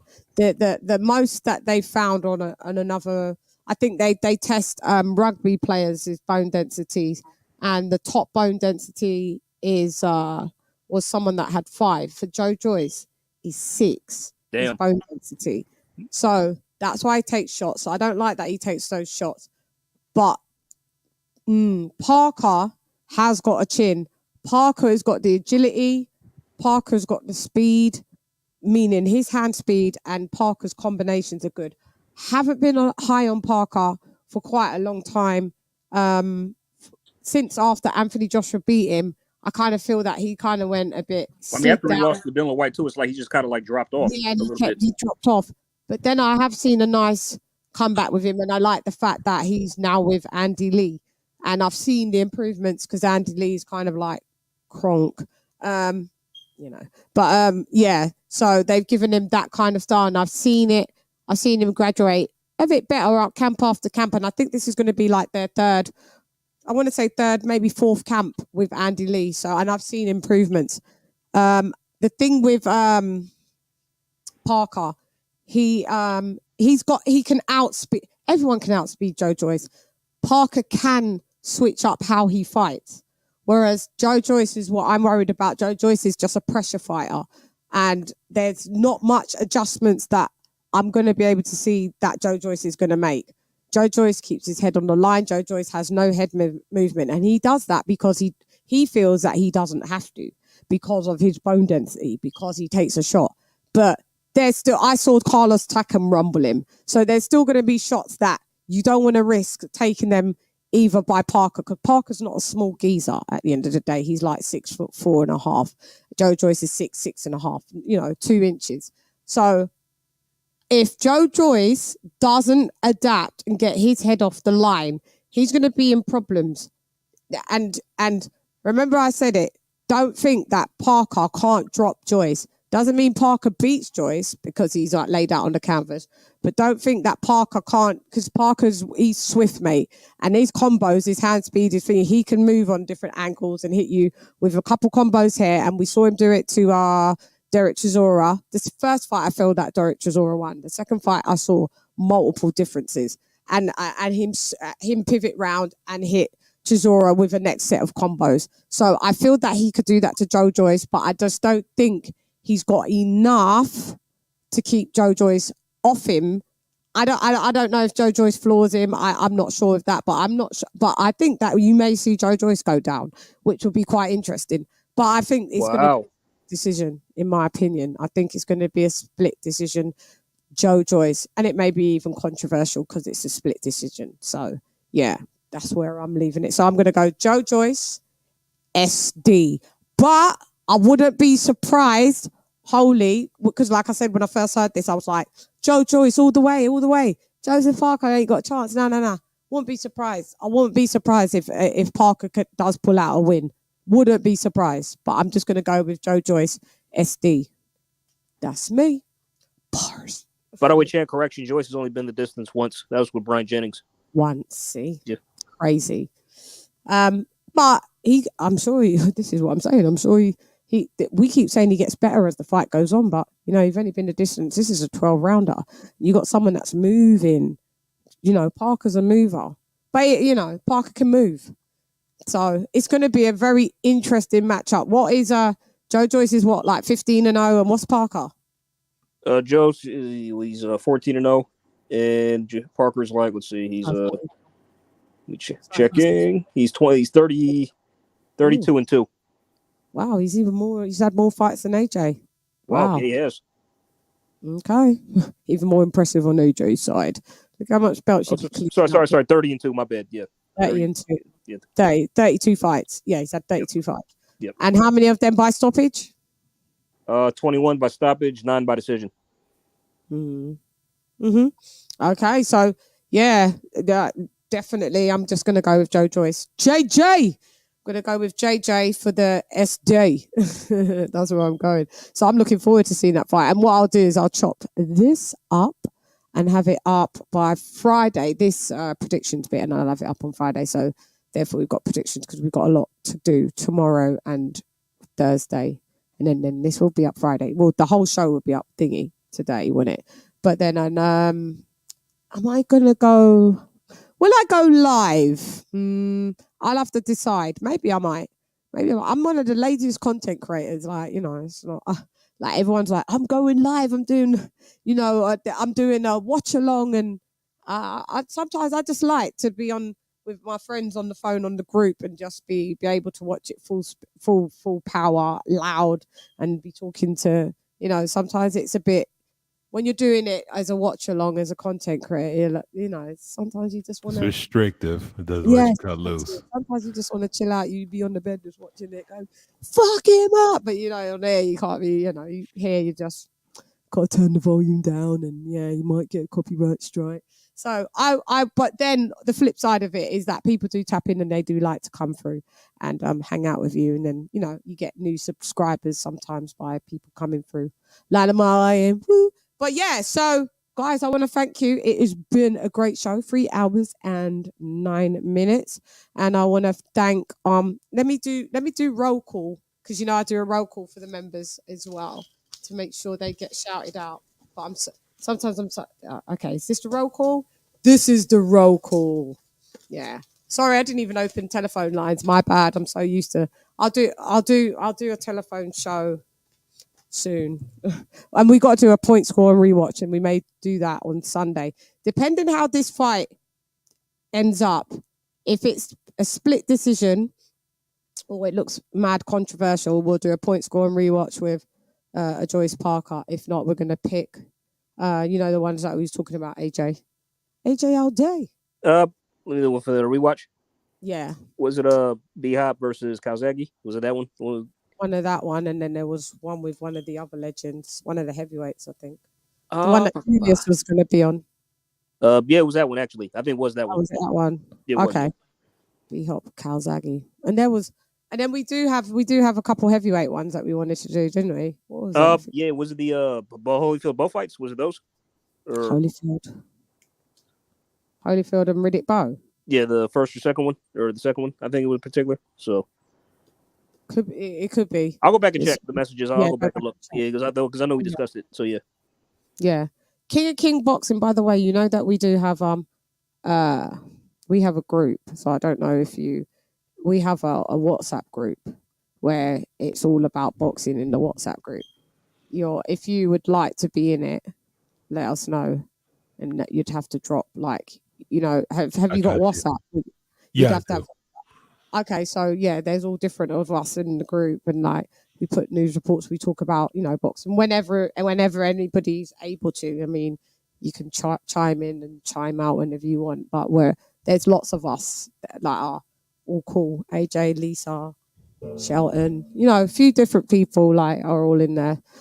Sawab's not in there actually. Sawab's not in there, but there's different people. So if you would like to be, could drop it in the private chat, or I got you. I said, or it's up to you. You can email me as well, and lady_chan@yahoo.com. Email me and holler at me like that, yeah, and then we'll talk, yeah. Lady_chan@yahoo.com. So let me give the roll call out to the people in the building. So we have Modern King Boxing. Thank you for joining us.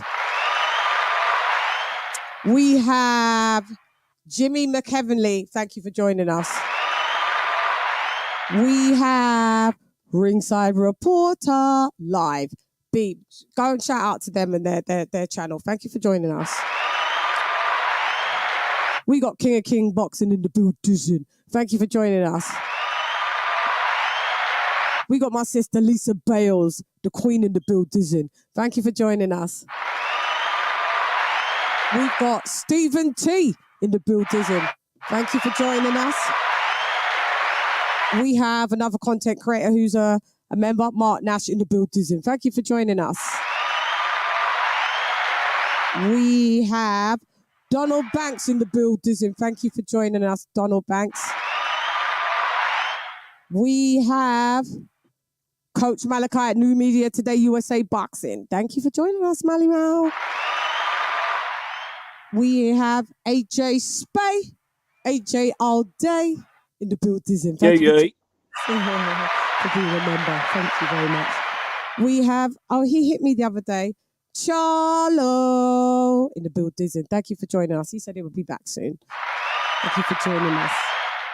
Guys, if you want to be a member, yeah, join up. It's very cheap for the price of a coffee every month, and you'll be able to have accessible stuff to some of the guests. So, because tomorrow, not all of the stream will be just accessible for non-members. It usually goes straight into memberships, and then you get filtered through. I've got to filter through some other stuff. I'm behind, man. Damn, this has come like some fucking full-time job out here. Charlo, thank you for joining us. Thomas Jonas in the building. And King TJ. Hap in the building. El Primero in the building. Thank you for joining us. Dr. P. Evans in the building. Thank you for joining me, Dr. P. Bars. We also have Swab Boxing. Swab, where you at? With your fucking mad fucking things about David Benavidez loses to Triple G. Where you at, mate? Swab Boxing, he is a new member in the building. Swab, you were tripping today, mate. Oh, jeez. Devil Beats is a new member. Thank you for joining. And thank you. He's someone that knows me actually from music. Shouts out to you. I think your name is Stephen. Thank you for joining us. Devil Beats in the building. Massively appreciated. And yeah, private chat acknowledged. You are all welcome. Thank you so much for being on the panel. Lisa Bales, King of King, AJ All Day, Swab, and shouts out to, I forgot, not last but not least, Rick Glazer in the building. Thank you for joining us, Rick Glazer. Yes. Thanks for having me. Oh, you're always welcome, sis. Thank you so much for coming. We had fun today. We chopped it up, had fun, and we're going to have some more fun. You know, usually we do some mad hours, but we've got a good week coming up. So, you know, we'll have some more fun. So we have to let them know who that bitch is before she signs out, don't we? What we only do, we tell the truth and nothing but the truth. So help me God. Colonel Jessup, did you order the code red? You don't have to answer that question. I'll answer the question. You want answers? I think I'm entitled. You want answers? I want the truth. You can't handle the truth. The truth brings you knowledge. Knowledge is key. Yup. So if it want, not bad I see nothing because nothing not got one. Lock off your eyes, cost me, make you calm. That's right. And you know, I've got to sign it off because you know I'm that bitch. It's tight, you suck at life, you don't want a round three. Worship the queen and your mic to pass. Keep it real, these chicks couldn't wipe my anyway, now let's go get Bulgari. I am the ultimate Bengali. These chickens can't even spell that. You hoes fucking repel that. Anyway, guys, thank you for coming through like the mile wagon. Woo! Anyway, I'm gone. Hey girl, listen here, this Shan rep nonetheless. Come box with Shan. Gyan! LadyChann has left the building. Gyan! Thank you for joining me. Fight.